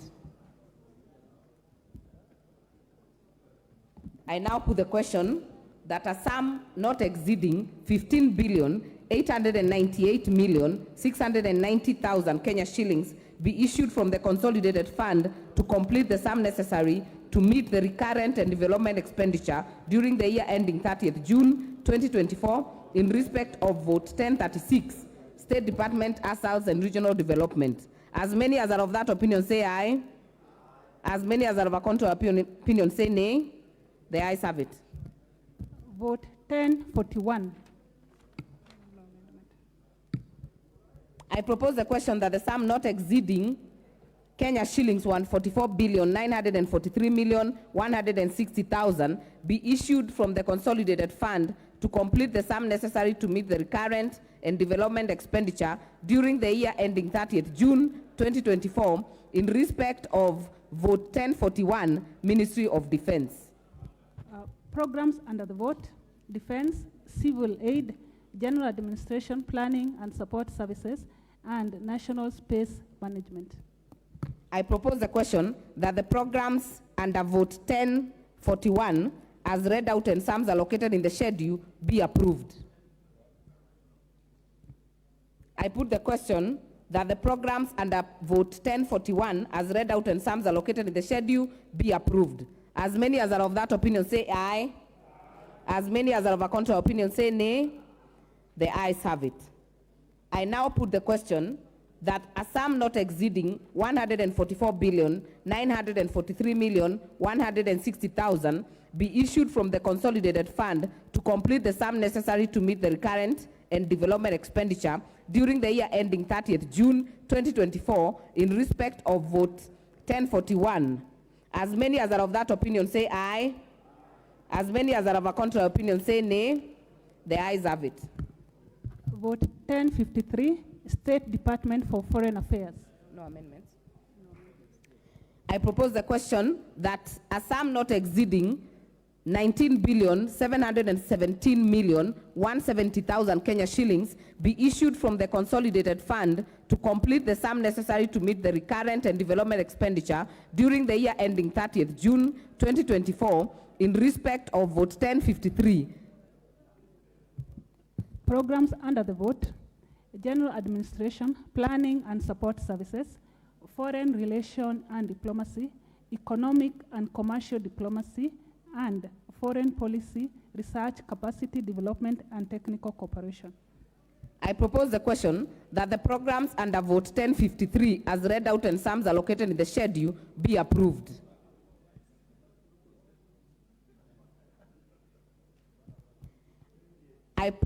I put the question that the programs under Vote 1053, State Department of Foreign Affairs, as read out and sums allocated in the schedule, be approved. As many as are of that opinion say aye. As many as are of a contrary opinion say nay. The ayes have it. I now put the question that a sum not exceeding 19,717,170,000 be issued from the consolidated fund to complete the sum necessary to meet the recurrent and development expenditure during the year ending 30th June 2024 in respect of vote 1053. As many as are of that opinion say aye. As many as are of a contrary opinion say nay. The ayes have it. Vote 1054, State Department for Diaspora Affairs. I propose the question that a sum not exceeding 1,314,000,000 be issued from the consolidated fund to complete the sum necessary to meet the recurrent and development expenditure during the year ending 30th June 2024 in respect of vote 1054. Program under the vote, Management of Diaspora and Consular Affairs. I propose the question that the program under vote 1054 as read out and sums allocated in the schedule be approved. Member for Roiro. Thank you, Madam Chair. I want to support, but also put this notice to this Honorable House. Madam Chair, matters diaspora once again, you find that there are more than almost 4 million Kenyans living out there. And Madam Chair, if you look at the management of diaspora and consular affairs, Madam Chair, there are many areas in the world where we are not represented. For me, I stand to say this money is not enough, and in future we should add this money so that we are able to be compliant. Thank you. Honorable Biti Zelachi.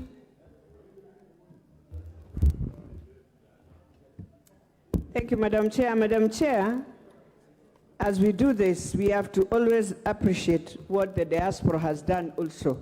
But more importantly, to ensure that we have many of our embassies, housings that are very dilapidated and most of them also in debt.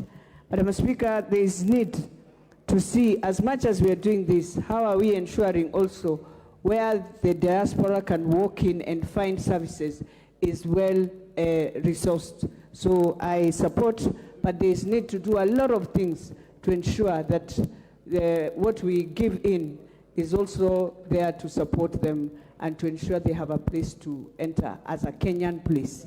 Thank you, Madam Speaker. Thank you. I now put the question that the program under vote 1054, as read out and sums allocated in the schedule, be approved. As many as are of that opinion say aye.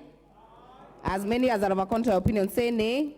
The ayes have it. I now put the question that a sum not exceeding 1,314,000,000 Kenya shillings be issued from the consolidated fund to complete the sum necessary to meet the recurrent development and expenditure during the year ending 30th June 2024 in respect of vote 1054. As many as are of that opinion say aye. As many as are of a contrary opinion say nay. The ayes have it. Vote 1064, State Department for Technical, Vocational Education and Training. I propose the question that a sum not exceeding 28,323,796,448 Kenya shillings be issued from the consolidated fund to complete the sum necessary to meet the recurrent and development expenditure during the year ending 30th June 2024 in respect of vote 1064. Programs under the vote, Technical Vocational Education and Training, Youth Training and Development, General Administration, Planning and Support Services. I propose the question that the programs under vote 1064 as read out and sums allocated in the schedule be approved. Member for Emuhaya. Let me appreciate, thank you, Chair.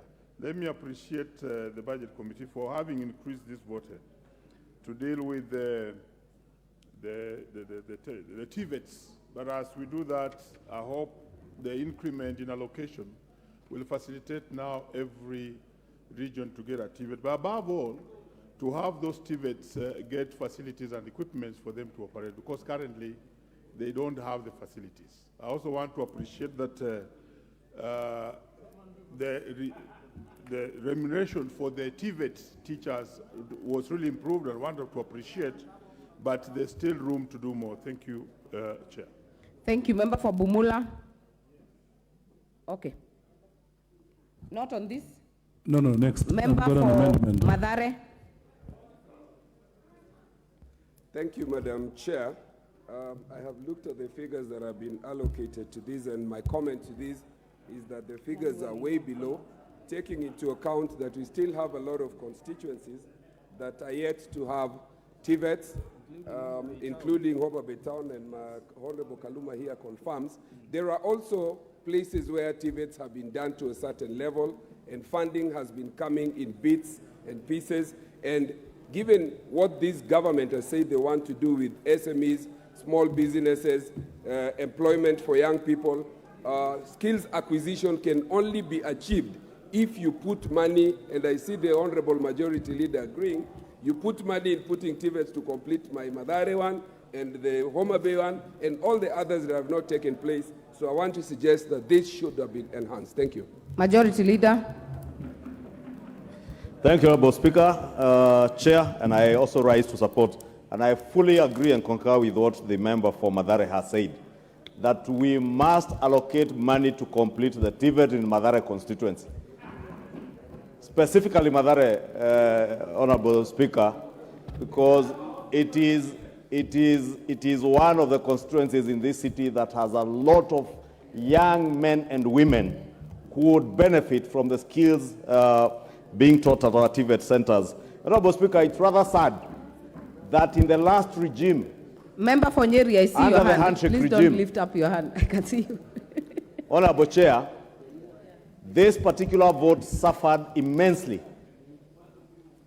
out of politics, Honorable Speaker. And money was being removed from this particular vote with the apparent reasoning that it was William Ruto, then Deputy President, who was pushing through the agenda of TVETs. And I am glad that today, as a House, we rise to the occasion to realize that this was not a William Ruto agenda. This was an agenda for Kenya, an agenda for our young men and women who languish in poverty because they cannot access employment opportunities or even employ themselves because they lack the requisite skills. The housing agenda, Honorable Speaker, that we are about to roll out with the introduction as envisaged under the Finance Bill, Honorable Speaker, will be powered by this investment in our TVET institutions. And Honorable Speaker, last week I had a very senior member of this House, who we have been in this House for 3 terms with, asking his constituents that building of houses cannot create jobs. And he led a chorus asking, how will houses create jobs for lawyers, like the Honorable Kaluma? And Honorable Kaluma knows that lawyers get jobs in housing through conveyancing. He was asking, how will engineers get jobs through housing?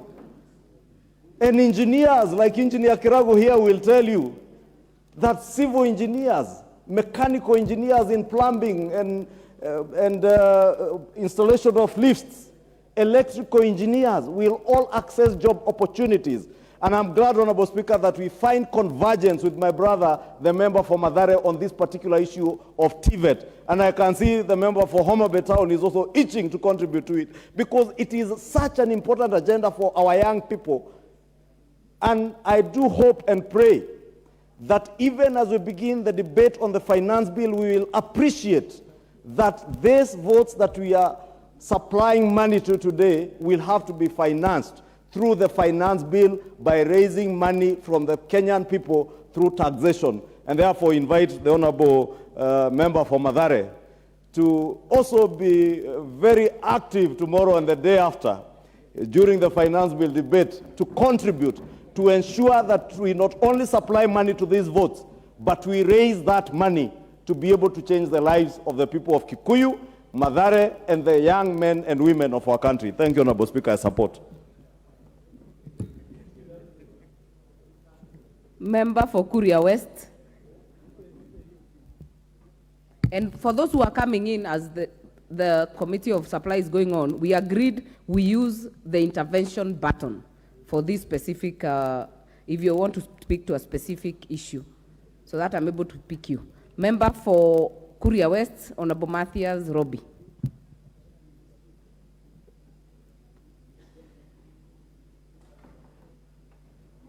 Sorry, your microphone is becoming a moving target.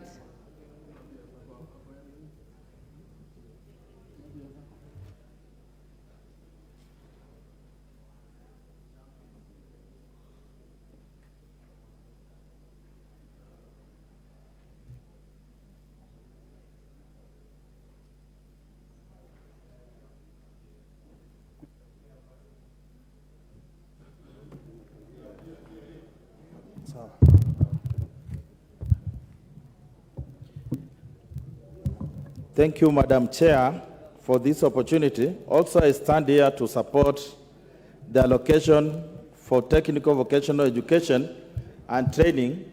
We know this has uplifted many of our students, so I stand to support, and we know if this even can be increased so that it can support our people.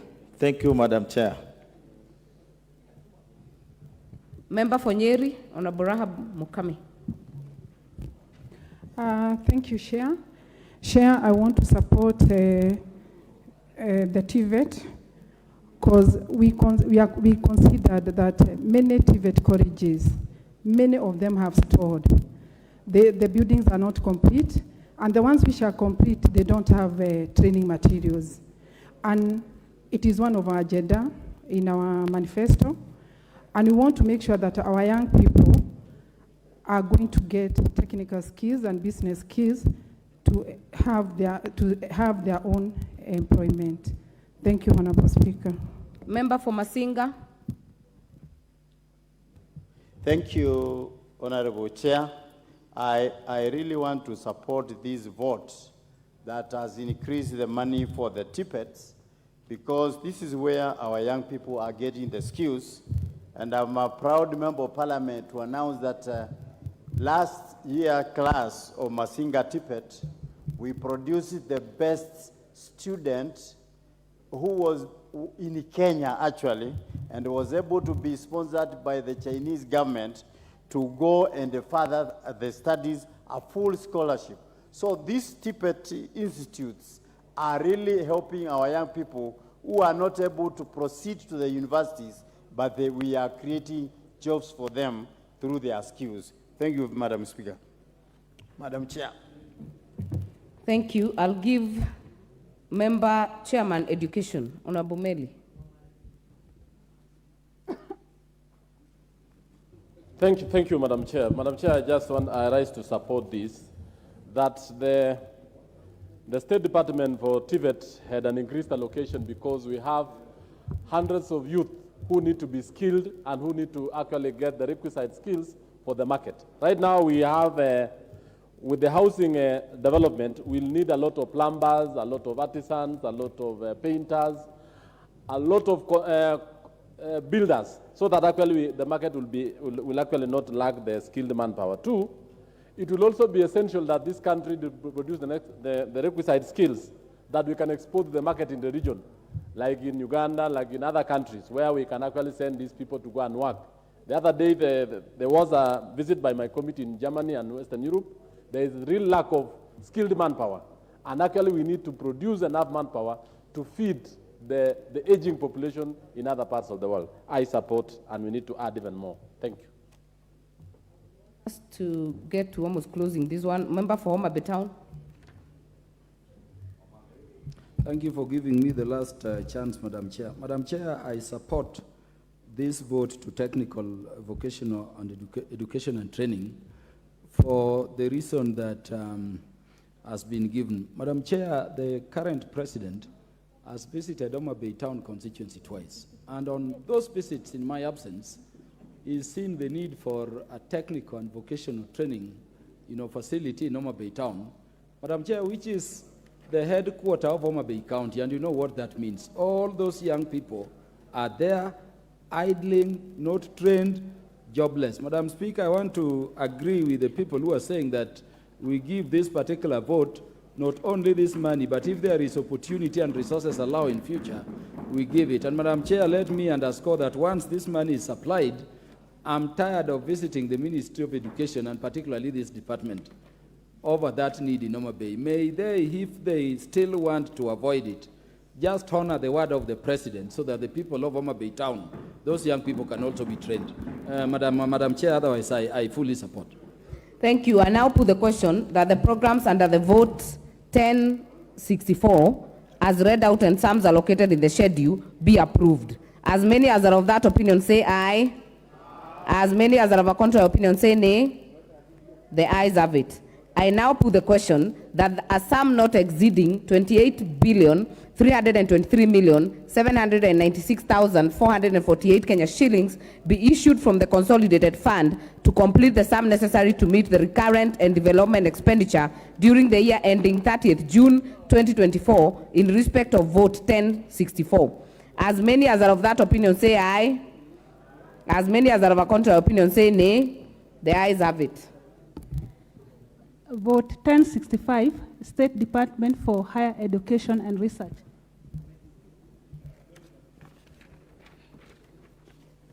I propose the question that a sum not exceeding 128,603,869,981 Kenya shillings be issued from the consolidated fund to complete the sum necessary to meet the recurrent and development expenditure during the year ending 30th June 2024 in respect of vote 1065. Programs under the vote: University Education, Research, Science and Technology and Innovation, General Administration, Planning and Support Services. I propose the question that the programs under vote 1065 as read out and sums allocated in the schedule be approved. There is a proposed amendment. Honorable Wamboka, member for Bumula. Chair for PIC Education Governance. Honorable Chair, I beg to move that the schedule be amended in vote 1065 by deleting the figure 124,039,641,117 in column 6, gross current estimates, under program 0504000 University Education, and substituting thereof the figure 123,439,641,117, and B, deleting the figure 3,455,000,000 in column 7 in gross capital estimates under program 0504000 University Education, and substituting therefore the figure 4,055,000,000. Madam Chair, the intention of the proposed amendment is to reduce Kenya shillings 600 million from the allocation of GOK-sponsored students who are admitted in the private universities and reallocate the same amount, 600 million, for infrastructural support for public universities. Honorable Chair, we all agree that our public universities are struggling due to underfunding, which also affects their ability to expand and rehabilitate the existing infrastructure. This has in turn compromised the quality of education which is being offered at our public universities. Honorable Chair, the 600 million, though not adequate, will go a long way in supporting the selected key universities, that is Moi University, Egerton University, the University of Nairobi, Chuka University, Masinde Muliro, Masai Mara, and Kibabi University, which have serious infrastructural gaps, and Tomboya in Homa Bay, Honorable Speaker. Honorable Speaker, The allocation to private universities in the last 5 years to support government students admitted there has been surrounded by gray areas, which as a house we should not allow at all. There are a lot of inconsistencies in this support to private universities, which could possibly lead to loss of public funds. Honorable Speaker, we are also making a pronouncement that as a house and as a committee, that no new allocation to private universities should be made by the National Treasury without the express approval of this House, Honorable Chair. And that one, I repeat. We are making pronouncement that as a House and a committee, that no new allocation to private universities should be made by the National Treasury without the express approval of the House. Honorable Chair, the National Treasury should also not use Article 223 Avenue to allocate any further resources to private universities until all the gray areas surrounding this funding are addressed and a go-ahead to allocate is granted by this House. And I think on that, Honorable Chair, the Majority Leader will help us to ensure that they pin down the CS Treasury to adhere to this. Wind up, Honorable Member. My committee of PIC Education and Governance has resolved to order for forensic audit to be undertaken on this allocation. Order, member. Please do not put a motion. Please wind up on the amendment. I beg to move. Yes. And I welcome...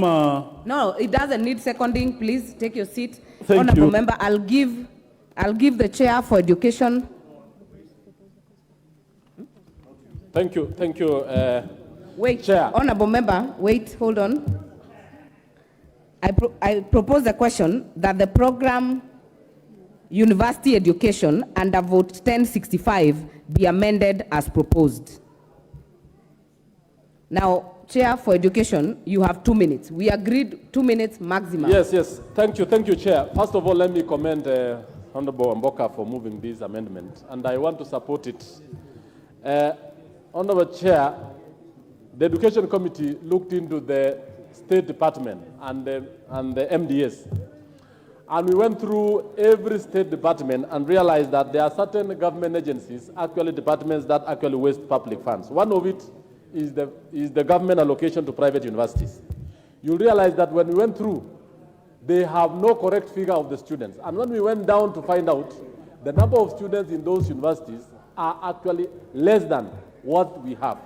That is why, Madam Speaker, Honorable Chair, we actually went ahead and asked the universities to give us the actual students, the numbers, and the admission numbers in those particular universities. They could not. In fact, the national universities or the public universities have been suffering a lot of underfunding because of influence peddling by the private universities, and they get more funds than they do require. In fact, when we went ahead, they had been allocated 4.2 billion. And yet this year, they have no first years. Last year, they had been allocated 3.2.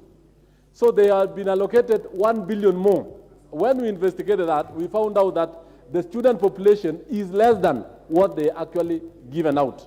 And up to today, they have not given us the list of the students, and they do not even want to have that. Two, look at the state universities or the public universities like Moi, Egerton, and all the others, Masinde Muliro, where we've allocated those resources. They are critically underfunded. All those can actually be salvaged by actually making sure that we do a forensic audit of what we have been given private universities, find out how the money has been utilized for all the years, especially the 5 years they have been allocated, so that actually we make value for the money that we have given. Thank you, and I support. Member Fonjoro. Member Fonjoro not ready. Majority Leader. Honorable Speaker, allow me to support that particular amendment. And I like the wording by the Honorable Amboka that even the National Treasury be debarred from allocating further resources to that vote for private universities, Honorable Chair, without the prior approval of this House. And it is time, Honorable Speaker, that this House took its work seriously, Honorable Speaker, because we pride ourselves as a budget-making House, but we continuously allow the National Treasury to abuse our mandate by allocating money through under Article 223 without being verified, Honorable Speaker. Last week, Honorable Speaker, the CS education was right here. And remember, you remember, Honorable Speaker, me putting it to the CS, that there are indeed cartels that have taken over the running of the State Department for University Education. Honorable Speaker, it is surprising if you looked at the documents that were tabled by the CS. Mount Kenya University is being allocated in the last financial year a figure of 731 million when Karatina University is down on its knees.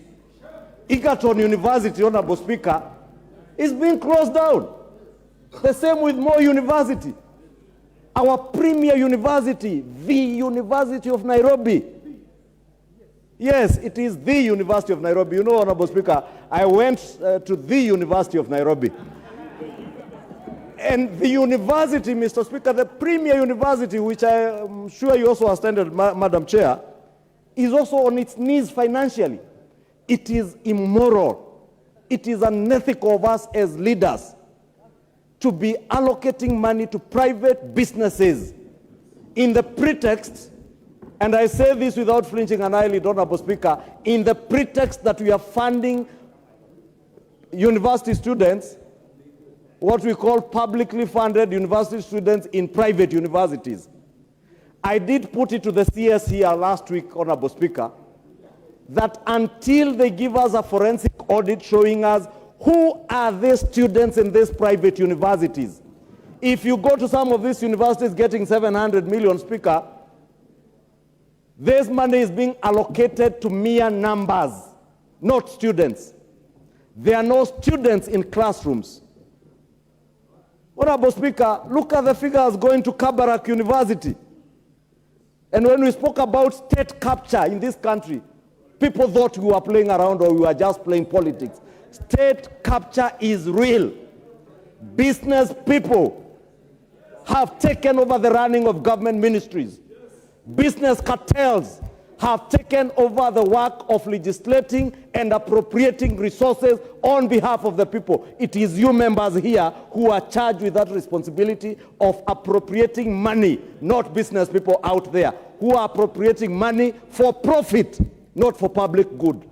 Honorable Speaker, we must now rise to the occasion and appropriate money appropriately for public good, not for private profit. Honorable Speaker, I support this amendment, and I want to re-emphasize that the National Treasury must not allocate any further resources to the State Department for private universities without the prior approval of this House, so that the forensic audit we sought from the CS is tabled before this House. It is checked by the Public Investments Committee in charge of education, which the Honorable Amboka sits in, and I am glad that the Honorable Amboka, being, I think, is even the chair of the Public Investments Committee in charge of education, has taken up this matter with the energy that it deserves. And Honorable Amboka, I want to encourage you, that is what is meaningful oversight. Oversight in government is not shouting in funerals. It is doing what you are doing. Thank you, Honorable Speaker. Thank you. Before we put out the question, I'll give the member for Dagoretti South. Madam Chair, because I wouldn't want to delay anyone on this debate, mine is to support the amendment. And Madam Chair, why it is important to support this amendment is because we as Kenyans already know what happened to health services in this country. The moment we support private entities at the expense of public entities, that is the day we start walking down the road of killing our public entities. Government's work is to support public institutions, public investments, public entities. Government is not here to support private entities. So, Madam Speaker, I want to congratulate the mover of this amendment, and I support it, Madam Speaker. Thank you very much. Reading the mood of the House, I put the question that the program the program University Education under vote 1065 be amended as proposed. As many as are of that opinion say aye. As many as are of the contrary opinion say nay. The ayes have it.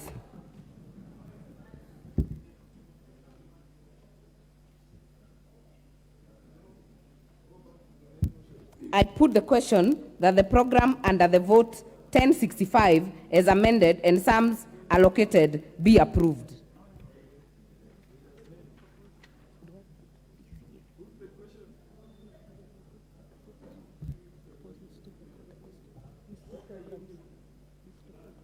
I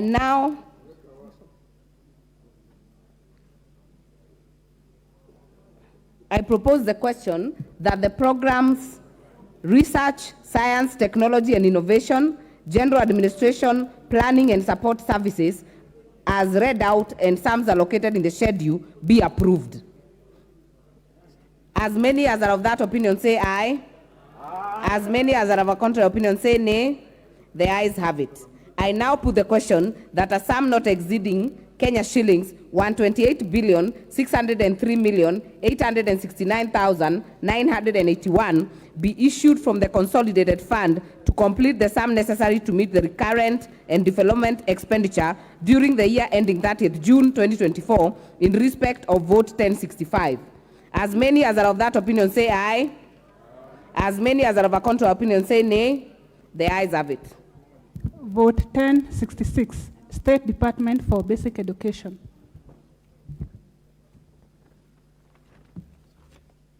I propose the question that a sum not exceeding 147,824,978,050 shillings be issued from the consolidated fund to complete the sum necessary to meet the recurrent and development expenditure during the year ending 30th June 2024 in respect of vote 1066.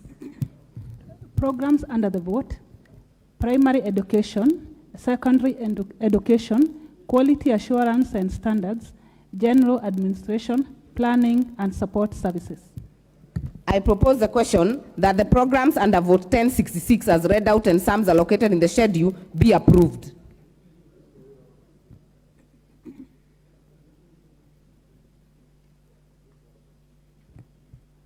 Member for Mathare.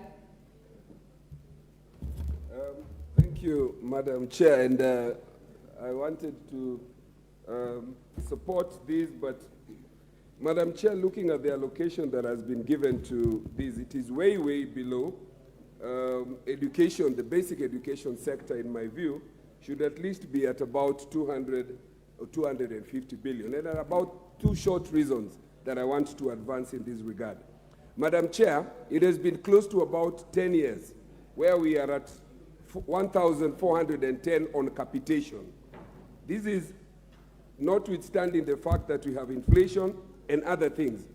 If you look at the current inflation and put into consideration what the capitation or capitalizing as students in our public schools should be, it should be at about an estimated 7,400. If you take into account now the CBC, capitation or capitalizing a student should at this particular time be at least 15,000, not 1,400.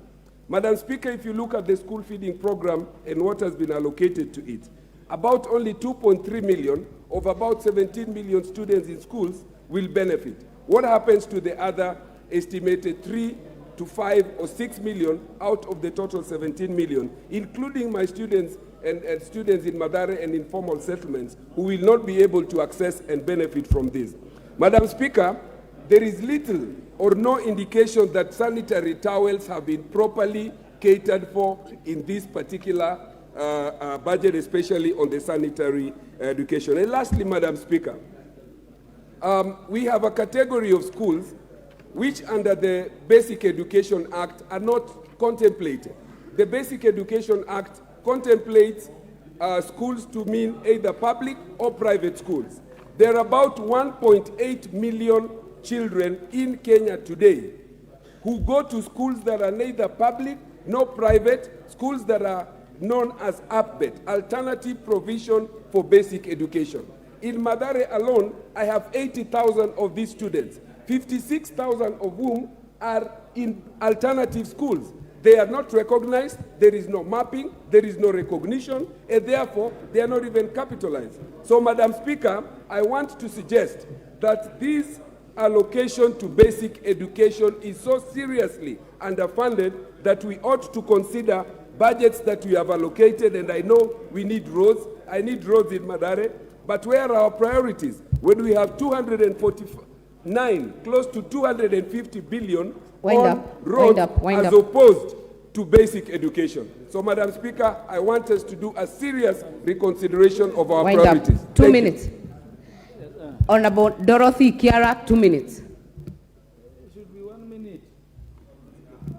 Give me the microphone. Thank you, Chair. I too stand to support the allocation budgeted for State Department for Basic Education. Chair, it is important to know the government of Kenya has embarked on free compulsory basic education. And for this matter, Chair, it is important that this particular department is properly funded so that we can realize that commitment. Madam Chair, I support this budgetary allocation. Madam Chair, I support this particular budgetary allocation. Thank you, Madam Chair. I now put the question that the programs under the vote 1066 as read out and sums allocated in the schedule be approved. As many as are of that opinion say aye. As many as are of a contrary opinion say nay. The ayes have it. I now put the question that a sum not exceeding 147,824,978,050 Kenya shillings be issued from the consolidated fund to complete the sum necessary to meet the recurrent and development expenditure during the year ending 30th June 2024 in respect of vote 1066. As many as are of that opinion say aye. As many as are of a contrary opinion say nay. The ayes have it. The National Treasury.